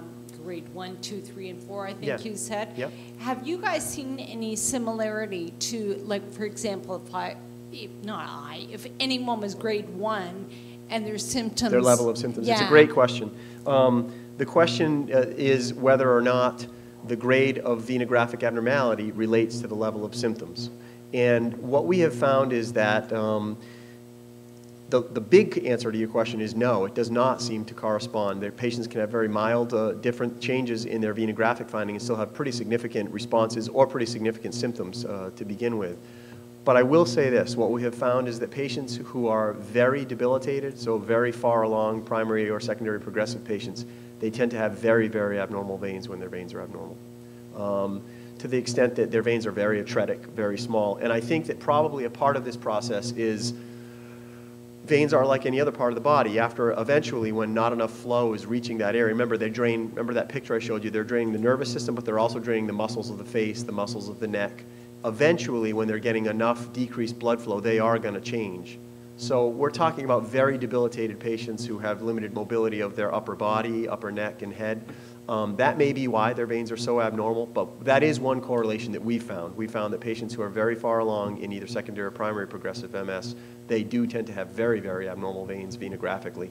As a corollary to that, I'll tell you, what we tell patients is that if we feel the veins are too abnormal, you know, TOO abnormal, for us to be able to treat them safely without really expecting that we're going to need to use a stent, we probably will tell them at that point in time, the venogram shows that your veins are, and I have had patients who have had one vein that was just so abnormal that I felt that there was no likelihood that I was going to be able to repair that vein without putting a stent into it. And we're really trying that hard to avoid stents that I would rather not treat that vein at this time and treat the other vein that I can treat without a stent. Thank you very much. Yeah, thank you. I have a question over here. This young lady was just about to ask a question before that woman did, so I'll just get one out of the way and then we'll move to the back. If you shout, you don't have to use the microphone. Yeah, I'll shout. I have a lot. Okay. Basically, I guess so my question, I've soaked up so much, right? Now, obviously, I'm on medication. Arimidex, I'm sure people know what it is. So, Yep. but I mean, if I were to do this, does that mean that, because my medication prevents me from Relapsing. Yeah, because flare-ups or, you know, and prevents further damage every time I have, you know, an attack. Does that mean that if I get this done, that do I stop my medication? The short answer is no. We try, you know, that diagram that I showed you with all the circles going around and showing eventually you get back to the point where there's an autoimmune response. You know, if you buy that theory, and I do, then there's more than just venous abnormalities going on here. And there is a point at which an autoimmune response has been elicited, and that autoimmune response and some of the things that go along with it is still going to respond the way we've expected it to respond in the past with the drugs that people have been put on. So having said that, we don't ask patients to come off of their medications, and as a matter of fact, there is one medication, low-dose naltrexone, that's a symptomatic drug some people have taken. We ask patients not to take that because that does have an effect on the way your body responds to pain medications. It binds to the receptors that your body uses for pain medication. So we ask patients not to be on that drug because it's going to affect how much medicine we need to use during the procedure. We learned that with one of our early patients who we ended up needing to use a huge amount of medication to make her comfortable because she was on LDN. All the other drugs we don't ask, the anti-MS drugs, not anti-symptom drugs, but anti-MS drugs, we don't ask patients to come off them. And, you know, I do have patients who decide not to continue on their medications for one reason or another. They're having terrible side effects. They don't want to have the fevers and chills that go with their interferon, whatever. I still recommend that they continue, and I think, you know, I try to make that point very clear to patients and their neurologists because this is not a us versus them approach. I mean, what we're saying is that we think this has some ability to help patients. We're not asking them to stop the other things that could also have an ability to help them. So I wouldn't ask people to come off their medications. Okay. You mentioned earlier in your presentation that when you're in the supine position or lying down, people use their internal jugular veins, yet when they're sitting up, they use something that started with R? No, vertebral veins. Okay, Yeah. so as part of the CCSVI, how come the retevo veins aren't angioplasty? Well, it's a good question. What tends to happen with the vertebral veins is they increase in size in response to the abnormal jugular veins. Remember, the jugular veins are taking over about 85% of the flow. And what ends up happening in patients, and if you saw a grade 4 venogram, a really impressive grade 4 venogram, what you would see is that very little flow goes through the jugular veins, but a huge amount of flow goes through the vertebral veins. And so you already have a situation where the vertebral veins are huge, massively dilated. The real question would be, if all the flow is going through the vertebral veins because of this process, should we be trying to divert some of the flow from the vertebral veins back to the jugular veins by making the vertebral veins more narrow? And unfortunately, I don't think anyone's gone down that pathway yet of saying we're going to try to occlude the veins that are taken over for bad jugular veins. What we do notice is that in some patients, when they come back for a repeat venogram, jugular veins that were small, once they've had the area fixed down below, they were small up above, they had others, they'll increase in size. And the vertebral veins that were big now will decrease back to what's more of a normal appearance of the vertebral veins. Thank you. Other question is, early in the presentation you used the acronym PTA. PTA, What does that stand for? percutaneous transluminal angioplasty. Percutaneous means we go through the skin. I tried so hard not to use acronyms, I really apologize for that. Percutaneous goes through the skin. That means we're going through the skin. Transluminal means we're going through the lumen. We go into the lumen is the inside of the blood vessel. And then we go through the lumen to do the angioplasty. The angioplasty is the part where we dilate the balloon and increase the size of the blood vessel, PTA. Dr. Sars, I was at your Vascular Institute last May, but I was wearing a blue cap when you last saw me. I was too. We probably look very similar. Correct. I want to ask you, doctor, when a person restenoses, and a lot of patients do after 6 months, because the veins are so fragile, how often do you think a person can have a procedure? I know there are many patients who have had a second procedure, and I would think that the possibility of having 4 or 5 would not be possible, that it wouldn't be possible. I think it's another, all of these are good questions. And I mean, I could easily just say, okay, for every question you ask, the answer is I don't know. But I'm trying to give you educated descriptions based on what we know from other parts of the venous anatomy. Your point's a good one. Veins narrow, and I made a point of stressing that during the procedure. After you do an intervention on a vein, it is going to narrow back down, and probably about 50% of them will get significantly narrowed. The goal is to try to open them up to a point where when they do re-narrow, they don't get to the point where they, again, cause symptoms. Assuming they do get to the point where they're causing symptoms again and they need to be retreated, we don't know the maximum number of times they can be treated. We do know that from other parts of the body, patients who have hemodialysis and need to have their blood, basically need an oil change every 3 days or so, to have their blood changed out, they have what's called an AV fistula created.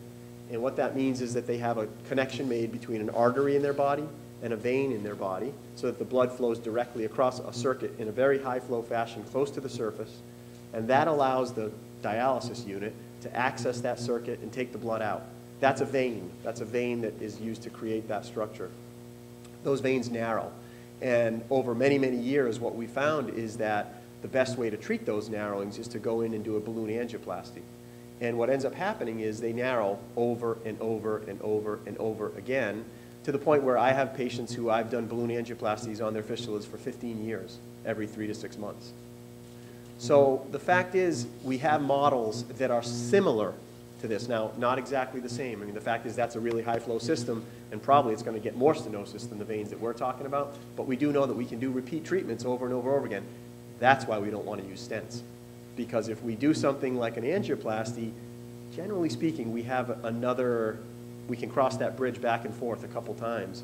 Once a stent is in place, that bridge is crossed, and you may or may not be able to do much about it. Okay. Sorry, does the narrowing go back to its original when it started, or does it go narrower? No, actually, the goal is for it to go less narrow.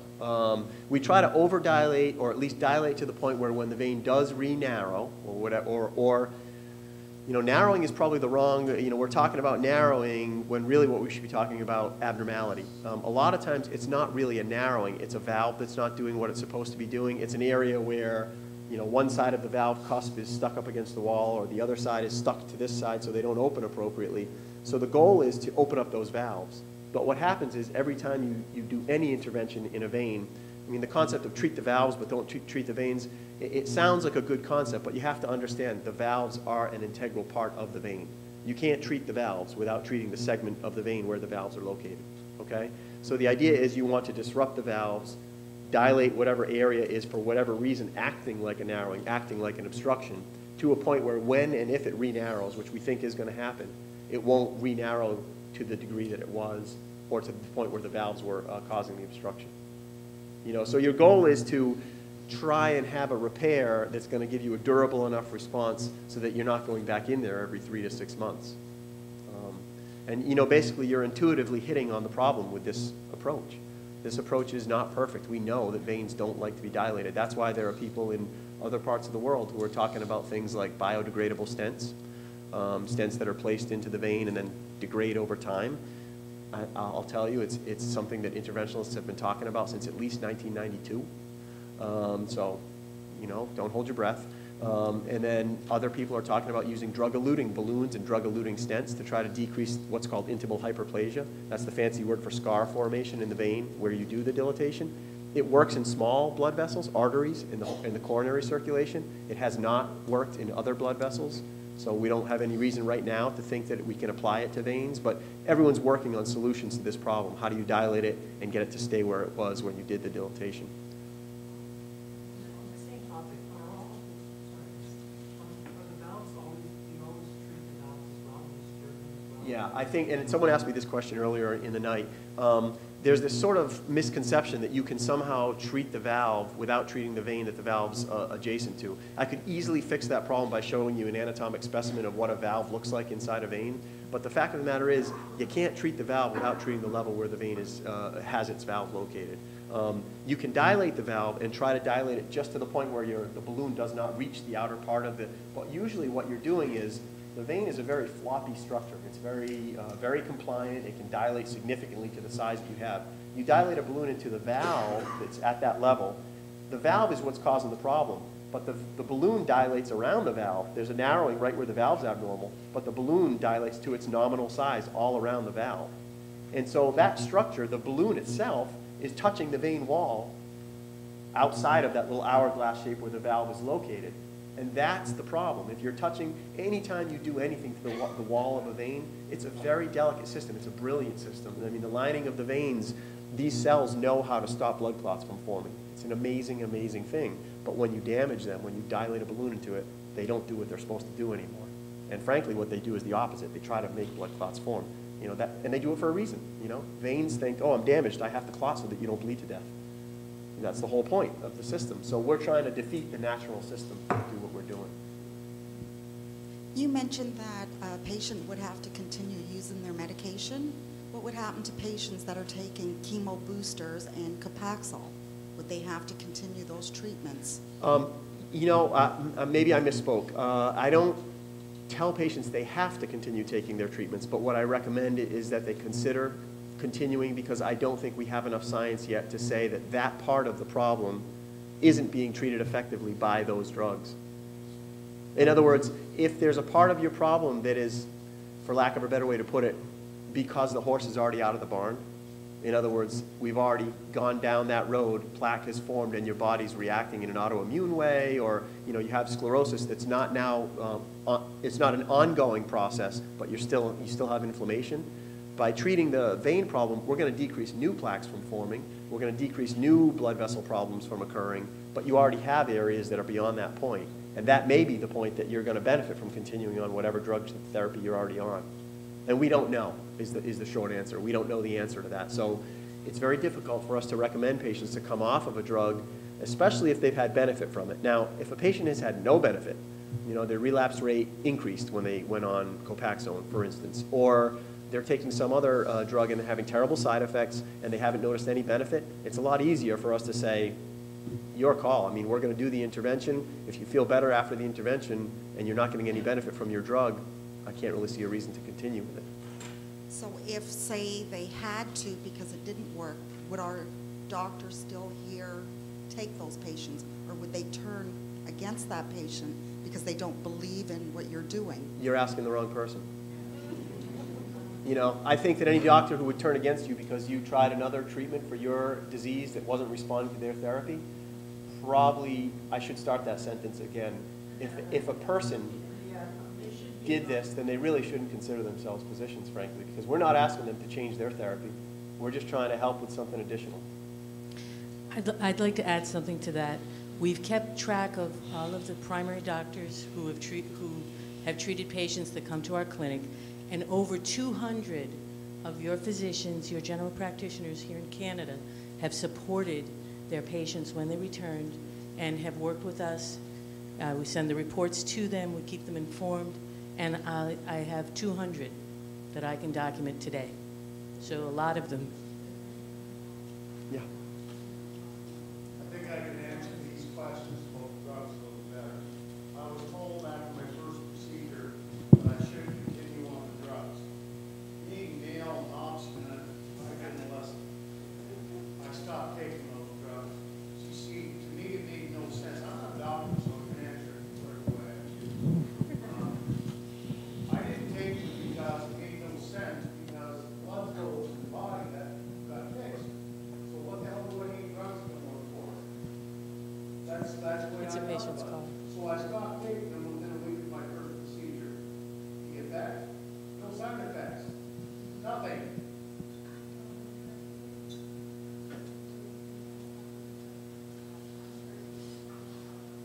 Your veins closed? Yeah.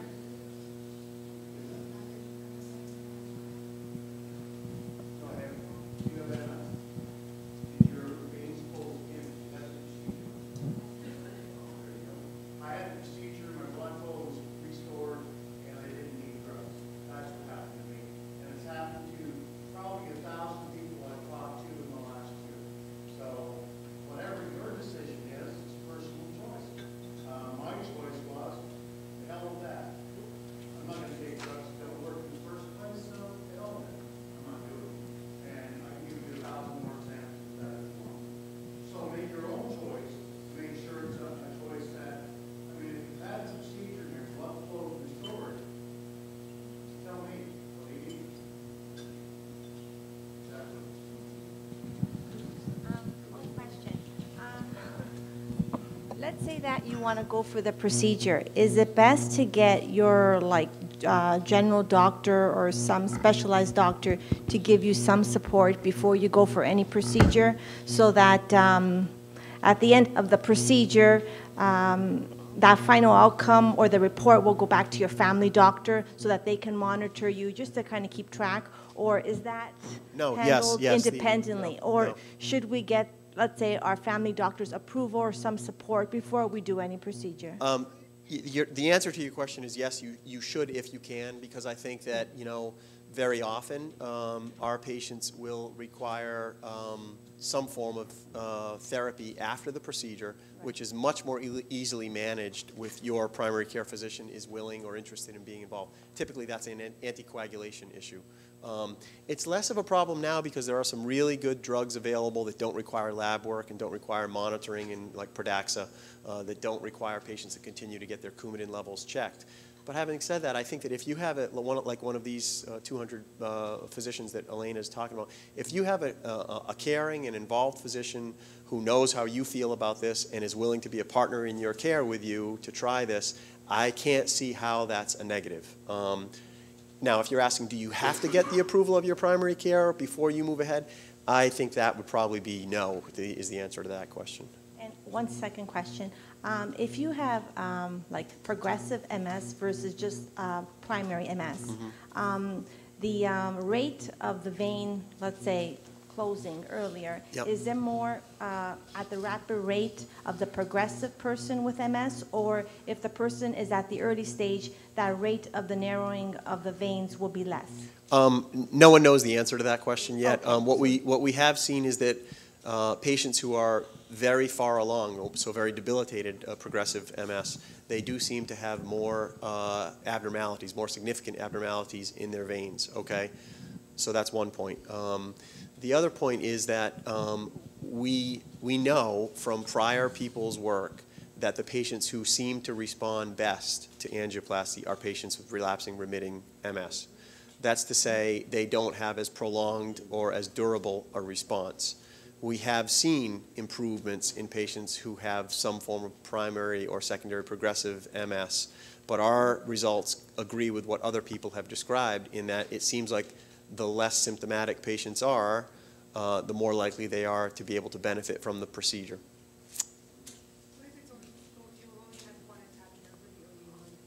There is one trial out there that was done by a physician named, oh boy, what you're describing is a clinically isolated syndrome. And yeah, and this physician found that there was a statistically significant correlation between the presence of CCSVI and patients who have CIS. Those are the only, I can tell you the name afterwards if you want to. I'll pull the name out of my laptop. The trial that he did was interesting because he compared patients with, using Doppler studies, he compared patients with CIS and normal controls and found that there was a significantly higher rate of CCSVI in patients with CIS. So that partially answers your question in that patients with CIS can have CCSVI and probably should be expected to have a higher rate of CCSVI. The longer question is if a patient who's had one episode of symptomatic of symptoms, should they be treated? I don't think anyone can answer that question for you because no one's done a trial to look at CIS versus most physicians who are doing CCSVI angioplasty don't consider CIS to be, as you know, don't consider CIS to be MS. Yeah, exactly. Thank you. Okay, just a quick question. Can MRV results be achieved with a standard MRI machine or no? The machine has to have the a high enough field magnet to allow you to get the resolution that you can get, that you need to look at the blood vessels. Okay, so most neurologists then Most neurologists now have access to machines that are, the way we grade MRI machines is how much bigger their magnetic field is than the magnetic field of the Earth. So a 1 Tesla magnet is the Earth's gravitational field, basically. And that's kind of a low-level machine. And most people who are doing high-end vascular work have at least a 1.5 Tesla magnet. The work that Hackey's described and that the Hubbard Foundation talks about, I believe most of it's done on 3 Tesla magnets, which is 3 times the Earth's magnetic field. Now, does that mean you need to have a 3 Tesla magnet to get that kind of resolution? Probably not. Probably 1.5 would work, and most neurologists probably do have access to a 1.5 machine, or their radiology group does. Not in Canada. There's only 3 machines that will do that in Canada. That's one of our problems in Canada is that we do not have the machines up to date. They're antiquated, they're dinosaurs. That's one of our problems. Yeah, I'll defer questions about the Canadian system to people like Steve, who can definitely answer you better. But I'll also tell you that I wasn't kidding when I told you that I find MRI, I read MRAs from other parts of the body, but I find the physics involved in generating it's incredibly complicated. I spent years trying to figure this stuff out. Frankly, I'm glad I'm a plumber because it's really, really complicated physics. And if you ever have an opportunity to listen to either Clive Beggs or to Hubbard or Hackey or any of these guys give a talk, they give a really nice explanation of all the benefits of MRV. And you can't deny that there are benefits of MRV. I agree with that. I'm just from a practical standpoint stating that even if it's not a matter of not having the resource available, the MRI available, the machine available, in order to get the imaging done at the level it needs to be done, it's expensive. It's a lot of money. And I'm not sure that we don't need to find a cheaper way to do it. Whether it's with MRV, a cheaper MRV, or with ultrasound, I think we need to find a better diagnostic tool. So what's the range of cost at the Rhode Island Institute for treatment? And are subsequent follow-up scans included, or are they extra? I've tried very hard to beg off questions like that, Okay. and because I don't think they're really appropriate for this setting. But I will Okay. tell you this: they're the lowest amount that any group in the United States can charge for any procedure that they do is the Medicare rate. Okay. And what we've tried to do is match the amount that we charge at Rhode Island Vascular Institute for everything, the ultrasound, the MRI, and the ultrasound, the venogram, and the treatment to the Medicare rates. So I don't know if that really helps you, and it's dodging your question, but you can talk to Elena later if you want to about that sort of stuff. And just to comment on that, we also include the ultrasound in our procedure cost. And we include the follow-ups by phone, our nursing consultations, and all of the 1 month, 3 month, 6 month, and 1 year, and each year after that. We're looking forward optimistically that we'll be checking on you once a year for the next 10 or 20 years, hopefully. So, we have a question over there. First of all, I'd like to say that I'm not receiving any money from Rhode Island Vascular. I had the procedure done February 10th. I had hoped for more, but it was more than I expected. So anybody that's considering it, the incision, if you look at the pin, the incision in your thigh actually is probably smaller than the opening of the pin. I was on a down slope. I was diagnosed in 2001, but we've actually had it since 1990. Just didn't know it. I have found that I am on an even keel. Some people have had a lot better results than I had. As the doctor said, there can be problems. I do have a blood clot now in the right jugular. If I had to have the procedure done again, knowing what I do know now, I'd do it again.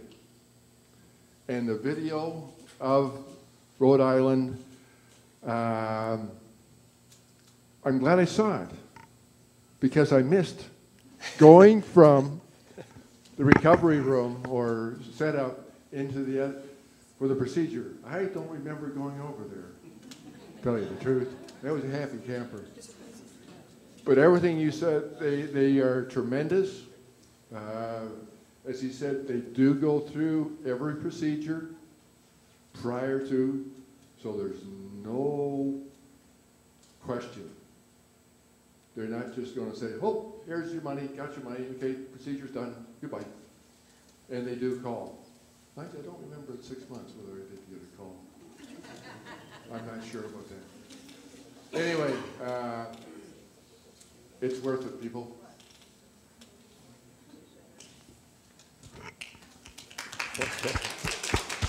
I like questions that start with that. I'm not getting paid.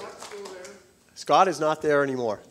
No. Scott moved on to Green. Scott used us as a launching pad for anybody who got to know him. He was our lead nurse, but very, very nice guy. Scott's born.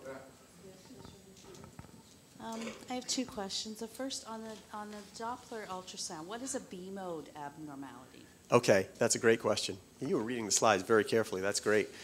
B mode is bright mode, or B mode is the grayscale imaging that I talked about. So a B mode abnormality is looking at the structure of the vein itself and seeing an actual abnormality in the structure of the vein. So whether it's a valve that's not moving, or it's an area of narrowing, or an area of a stuck valve cusp, or a blood clot inside the vein, an abnormality that I can see on an image, an actual image that shows me the abnormality, as opposed to flow studies, which can be either color flow or Doppler studies. They're really what are computer-generated information.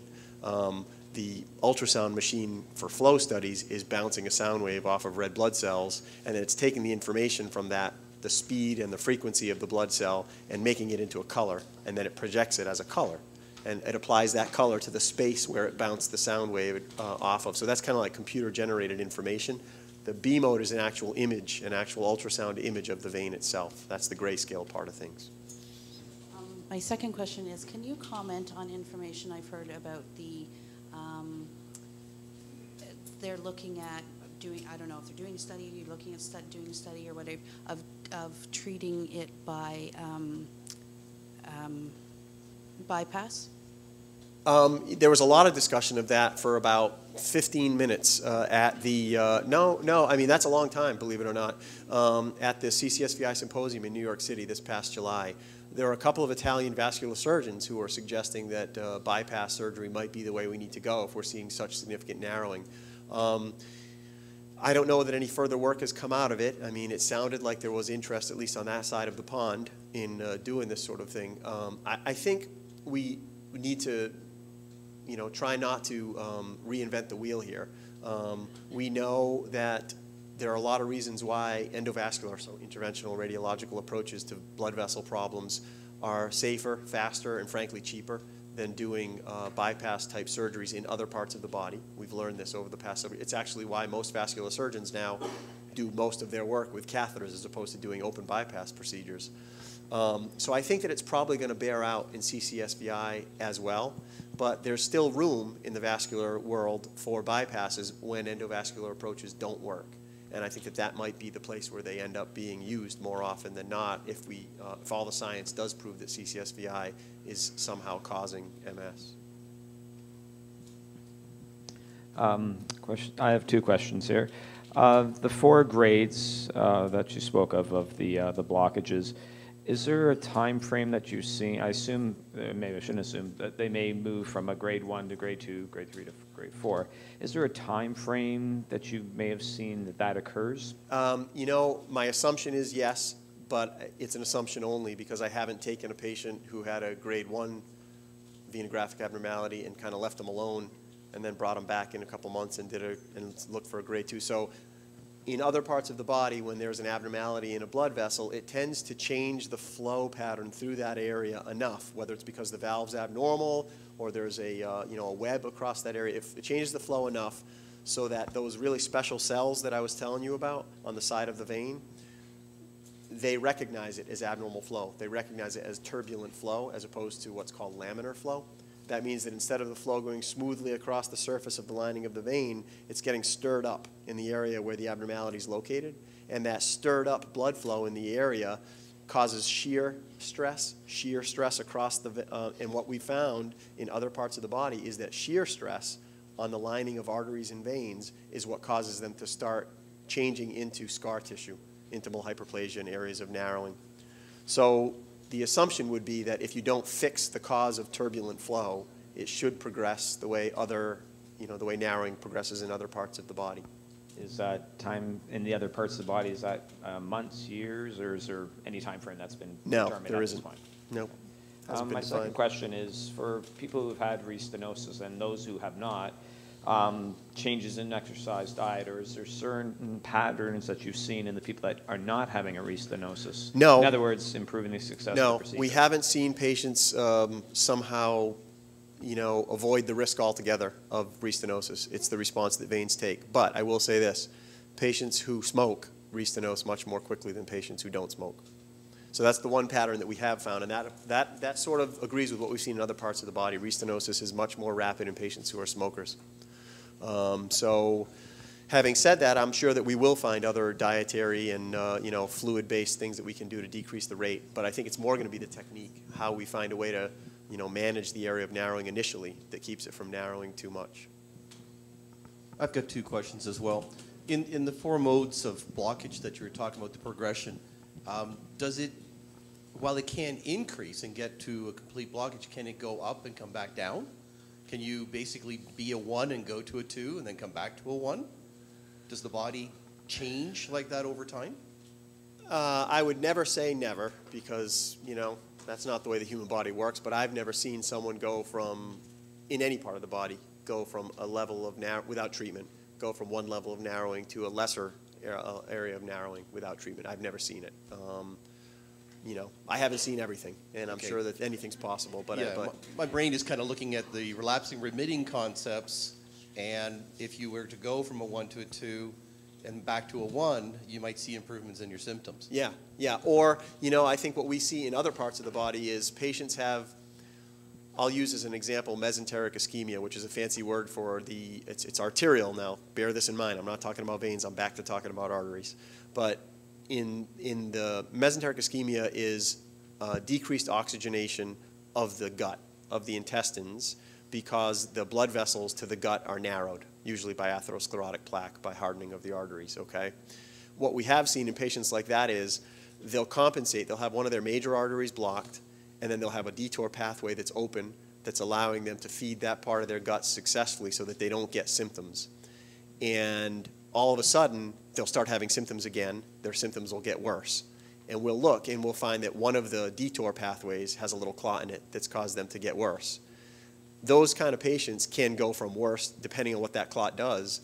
If the clot dissolves, the body has ways of getting rid of these clots, and often it will.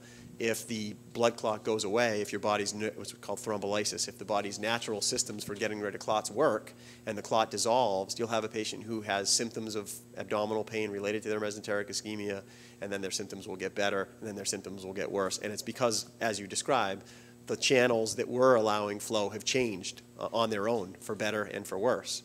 Now, in the venous system, you could imagine what might happen is in a patient who has, let's say, a grade 3 or a grade 4 narrowing, they have collateral veins that are allowing the outflow from the nervous system.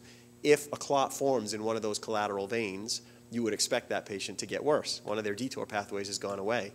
The body has ways to get rid of those clots, and if they're successful at getting rid of the clots, you would also expect that that patient's now going to get better. But, you know, I'm using words like expect and you would a lot, and that's not, you know, it's okay for us here, but it's, you know, it's not applicable in a lot of scientific discussion. The second thing that I'd like to ask about is that, you know, in the video and such, it takes us to the point of you're now in the recovery room. And the question I've got is, you know, having gone through this, I'm seeing, you know, literature on the internet, et cetera, that says everything from outpatient day surgery to we want you to stick around for 10 days, okay? And it becomes sort of this question of... You have to wait for the sequel video. Is there some sort of a guideline as to how long you should stay close? What I would tell you is this. We do venous angioplasty, venous stent placement, venous thrombolysis for a lot of reasons, not just for Ccsvi. And we do a large number of these procedures as outpatient procedures, day procedures. Even the ones we do in the hospital, we frequently have patients go home the same day or the next morning. Having said that, whenever you do an intervention, you would really like to know that the patient is 24 to 48 hours out of the intervention before you get them to a point where you can't call them back in to just take a look at them if you need to. I think 24 to 48 hours for this procedure is adequate so that patients are recovered enough. You can bring them back in if you need to look at their groin. That's the most common thing that we get asked about, frankly. The two things that we see patients back for are bruising in their groin or they're feeling lightheaded. And usually the reason why they're feeling lightheaded, we get them back into the site and we find out that they just haven't drunk any fluid at all from the time when we did the procedure. And we give them a bag of IV fluid and then they drive back home and they feel great. So not being able to do that, I think, would be a disservice to us as well as to them, because we'd say, well, I'm pretty sure I know what it is, but you're just going to have to look for somebody up there to help you out. If you give it 24 to 48 hours, I think you're okay. 10 days, I got to tell you, I find that to be a little bit... Yeah. There's other reasons to go to Costa Rica for 10 days. Yeah, that might not be one of them, but... I have just one interruption I want to say. Everyone will have noticed yellow papers because I see everyone writing on them. I would appreciate greatly if you would be able to just complete on the bottom. How did you hear about this presentation? Internet, Ccsvi Foundation, friend, or advertisement? You can leave it on your chair when you leave, or you can drop it in one of the bowls or whatever, but I really would appreciate if you filled that out. And also, remember, there's still cookies, coffee, tea, we have water, and then up at the front of the room, we have some favors for people they'd like to take with them, and all of the items used in the procedure are on that end table on the right. If anyone wants to see what they look like, pick them up, ask questions, please feel free to do so. Okay, next question. Just had a couple of short questions. When the procedure is performed, do you also, for any situation, have treated the renal or the iliac vein? I've kind of seen some literature on that. Maybe, I have treated the renal vein in situations where there are indications that the renal vein narrowing are causing symptoms. Okay. Those have not been patients with CCSVI. Those have been patients who have what's called hematuria, which renal vein narrowing can cause, or patients who have pelvic pain, which renal vein narrowing can cause because the blood flow backs up through the veins that are supposed to drain to the renal vein. I think that though there is the possibility that renal vein narrowing could decrease the outflow from the azygous system to some degree, theoretically, I mean, they all connect.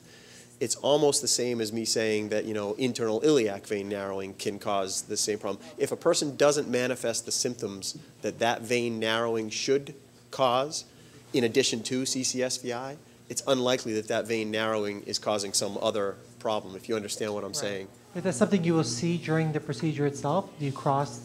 Like, No, I don't? wouldn't see it unless I looked. Unless you I look wouldn't for see it unless I specific- looked. Could I look? Yes, it's actually easier to look at that vein than the veins that we tend to look at. But unless you specifically looked at that vein, you wouldn't see an abnormality. Okay. Just had a couple short other ones. Sure. Since the initial sort of screening Doppler has generated a lot of sort of false negatives. Yep. And you still may proceed with the procedure anyway and Yep. then find out. I've seen some literature that's saying, you know, there's updated protocols where they're moving away from this initial. Patients, you know, a lot of it depends on timing. Sometimes patients say, you know, I can't get there early enough to get the ultrasound done, but I want the venogram. The only risk of that is that you do a venogram and you don't find an abnormality. And I would say that I believe in a lot of the early work that showed that the rate of CCSVI in patients with MS is very, very high. I think it's in the neighborhood of at least 60 to 70% in most studies, and in our institution, it's been higher than that. So. Have you not had 3 and 500 that did not show blockage, that's all? Yeah, we've had a very, very small number. It's probably more than 3, but it's low. It's very low. The other question I had is you made a note that you won't treat patients that have a systemic infection. Yeah. Now, if they have a managed, localized chronic infection that's localized. Yes, and like being sinusitis. Treated, right, or being treated with antibiotics. Is that something you will still go ahead Yeah, and... I'm talking about patients who have a question of, let's say, you know, have fevers, ongoing fevers of an unknown origin, or unfortunately we've had patients who have, decubitus ulcers are not uncommon in patients who are immobilized. Right, that's what I was referring And so to. if someone presents with a decubitus ulcer and fevers, and I don't know that they're not bacteremic, there is the possibility that I'm going to leave a foreign body behind here, number one, and there's a good possibility that I'm going to be in the bloodstream for a period of time, number two. And so what I can't do is take the risk that a day later this patient's now what we call septic. In other words, they can't maintain their blood pressure because their infection's so bad, and I don't know that it was the decubitus ulcer versus something I put into the person's bloodstream. So in that situation, we need to get the infection under control before we go ahead with our treatment. And that's what we've done, actually, with a patient right down there. Last question. The anticoagulants, typically how long do you find? If I do an angioplasty alone, no Angioplasty complications, the angioplasty alone, 10 days, and it's Pradaxa now. We like to use the oral, an oral anticoagulant. You take 1 dose a day, usually around 100 to 150 milligrams, no lab studies. I think it's a great drug. There's another very good drug that not a lot of people are using yet, but I think is going to get used more called Xarelto that works in a similar fashion. You also take once a day and don't need to take any labs. And also 10-day treatment? And also 10 days. If a patient has a stent, it's a little different story. I may anticoagulate that person long term, if not indefinitely. So in other parts of the body, when I stent the iliac vein, if I stent the iliac vein, I anticoagulate those patients for lifelong. For longer. Now, it's an oral drug. Correct. If someone is on a feeding tube, for example, can it be administered through I don't know the answer to that. You don't know the answer. You know, we could always go back to the injectable form for patients who don't have the ability to take drugs by mouth. We could use Lovenox. It's just subcutaneous injection similar to Copaxone. Okay. So we have done that. As a matter of fact, we used Lovenox for a long time before Pradaxa became available. So. That's for circulation, isn't it? Is it? The Lovenox? Yes. Both of those drugs do the same thing. They're anticoagulants. Okay. They stop you from being able to form blood clots. Right. Exactly. Okay. Yep. It's used a lot here as well. Yeah, I'm sure. Yeah. Okay. Now, in terms of last question, in terms of stent use, is there a max that, I mean, there's so many other studies being done, but if they find many areas, would they do a maximum of 3 stents at one particular time, or it all depends on who's performing the procedure? I think your goal in most cases, I mean, we're talking about an area of anatomy that's only about 10 to 15 centimeters. I mean, it's not a very large area of anatomy. And frankly, I think in most situations, we should be trying to get, if we have to use a stent, we should be trying to use one stent because we have stents that are the size that would cover the whole area. Anytime you start overlapping stents, you have an increased risk of thrombus formation, increased risk of scar formation. I do have one patient who we've placed 6 stents in her jugular vein. Unfortunately, she came to us with stents that had been placed elsewhere. So we started off from a position where we just had no option. She eventually thrombosed her jugular vein. So, I think the goal is to use as little metal as possible. I was just wondering what the general consensus is in the Ccsvi community. Do you guys consider this a cure or more of a preventative method? I think we should consider it personally, I think we should consider, this is my own opinion, I think we should consider it a palliative or preventative method. I don't think we should consider it a cure because we don't know enough about it to say that it stops the progression altogether, number one, or that it goes back and stops what has already occurred. So I don't think calling it a cure is fair. Having said that, there are other procedures that we do in interventional radiology that I also personally will not call a cure, particularly things that we use to treat cancer in the liver, that comes very, very close on a scientific basis to approaching the results you can get from cure. The problem is until there's data out there to tell me that that is as good as surgery, I can't call that a cure either. So, I may be too cautious here, but I think that, it's better to be cautious than to be overzealous. Thank you.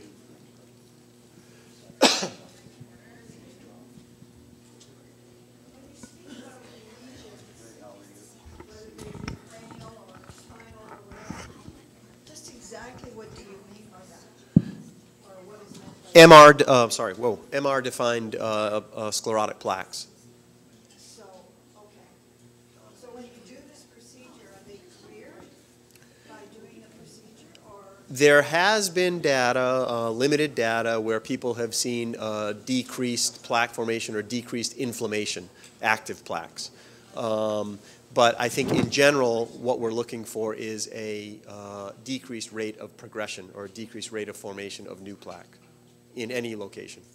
We don't do a lot of, as you probably know, people don't get a lot of follow-up MR of their nervous system once they're diagnosed with MS, so very often it's difficult to get an MR at all. So these lesions could possibly cause personality changes? Well, I mean, it all depends on the location of the nervous system that the plaque is located in. So, no. I wouldn't even say it's. I wouldn't say it's unlikely. I would say that it all depends on the area where where the white matter disease is located. It's all located in the white matter. Okay, thank you. Yeah. Thank you. Anyone else? All done? Questions? Yes, we have one over here. One quick one. I just read something very late last night, so I'm not real clear about this, but it was something new to me, and it was suggesting that before going for this procedure that you know what your blood coagulation factor is. Is that something that we need to know about at this point? I think what they're talking about is the fact that the way your blood clots hinges on 2 systems. There's an inherent system and a complement system. There's 2 different ways that your blood clots. And it depends on your body making several proteins that are required for the clotting cascade to work the way it's supposed to.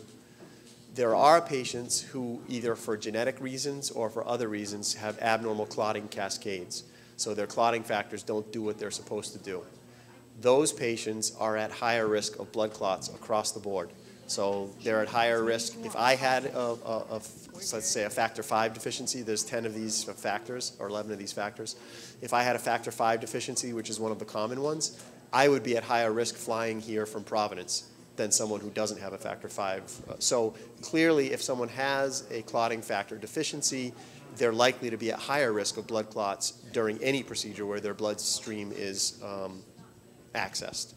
Having said that, most patients who have a clotting factor deficiency are aware of it because they have already manifested other symptoms like frequent bruising, or they've had a prior incident of a deep venous thrombosis or something along those lines. So I'm not sure that, in a perfect world, it would be great if everybody knew that their clotting factors were normal, whether or not they were going to have the procedure done, so that they could shave with impunity. But I think, so that they could play rough sports, or do whatever they're going to do that risks them bleeding. but people don't have this information. And I think that from a cost standpoint, figuring that out probably would be, in a big population, it probably wouldn't be warranted to test everybody for their clotting factors because so few people have abnormal clotting factors.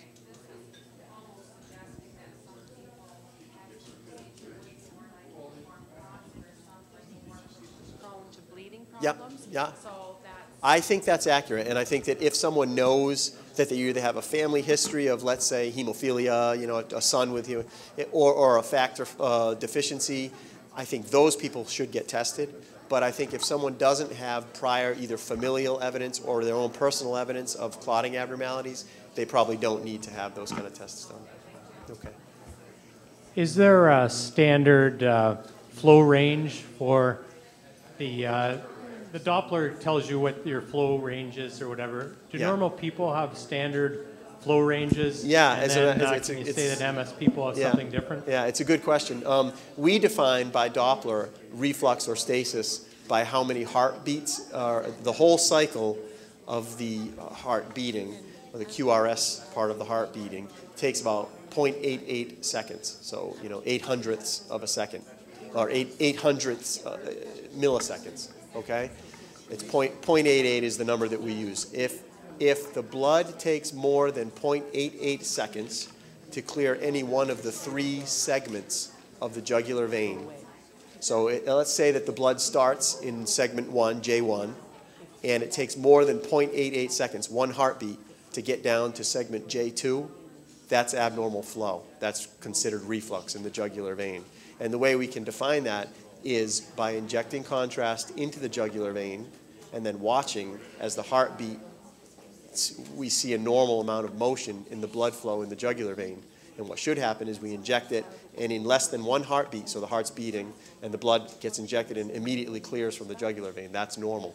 If we inject it and it goes like this, it's not flowing as fast as it should be fasting because it's going to take longer than 0.88 seconds to clear any one segment. So we can do that both venographically and by Doppler studies. Thank you. And the other question here is, how long after the procedure would you recommend somebody takes to resume normal lifting and all that kind of stuff? Probably by the end of the first week, you're ready. It's really for your groin more than anything else. We want to make sure that you really don't have any risk of bruising or bleeding. So that depends on whether or not you're still on a blood thinner. You know, I tell people who are engaged in, you know, full contact sports, rugby, whatever they may be doing, that they're on a blood thinner for the first 10 days. They probably should avoid things that could cause bleeding into their brain or their liver. But generally speaking, normal activities, patients can get started within the first week to 7 days. Thank you. Yeah, you're welcome. So you can start that tango lesson program again right after, right?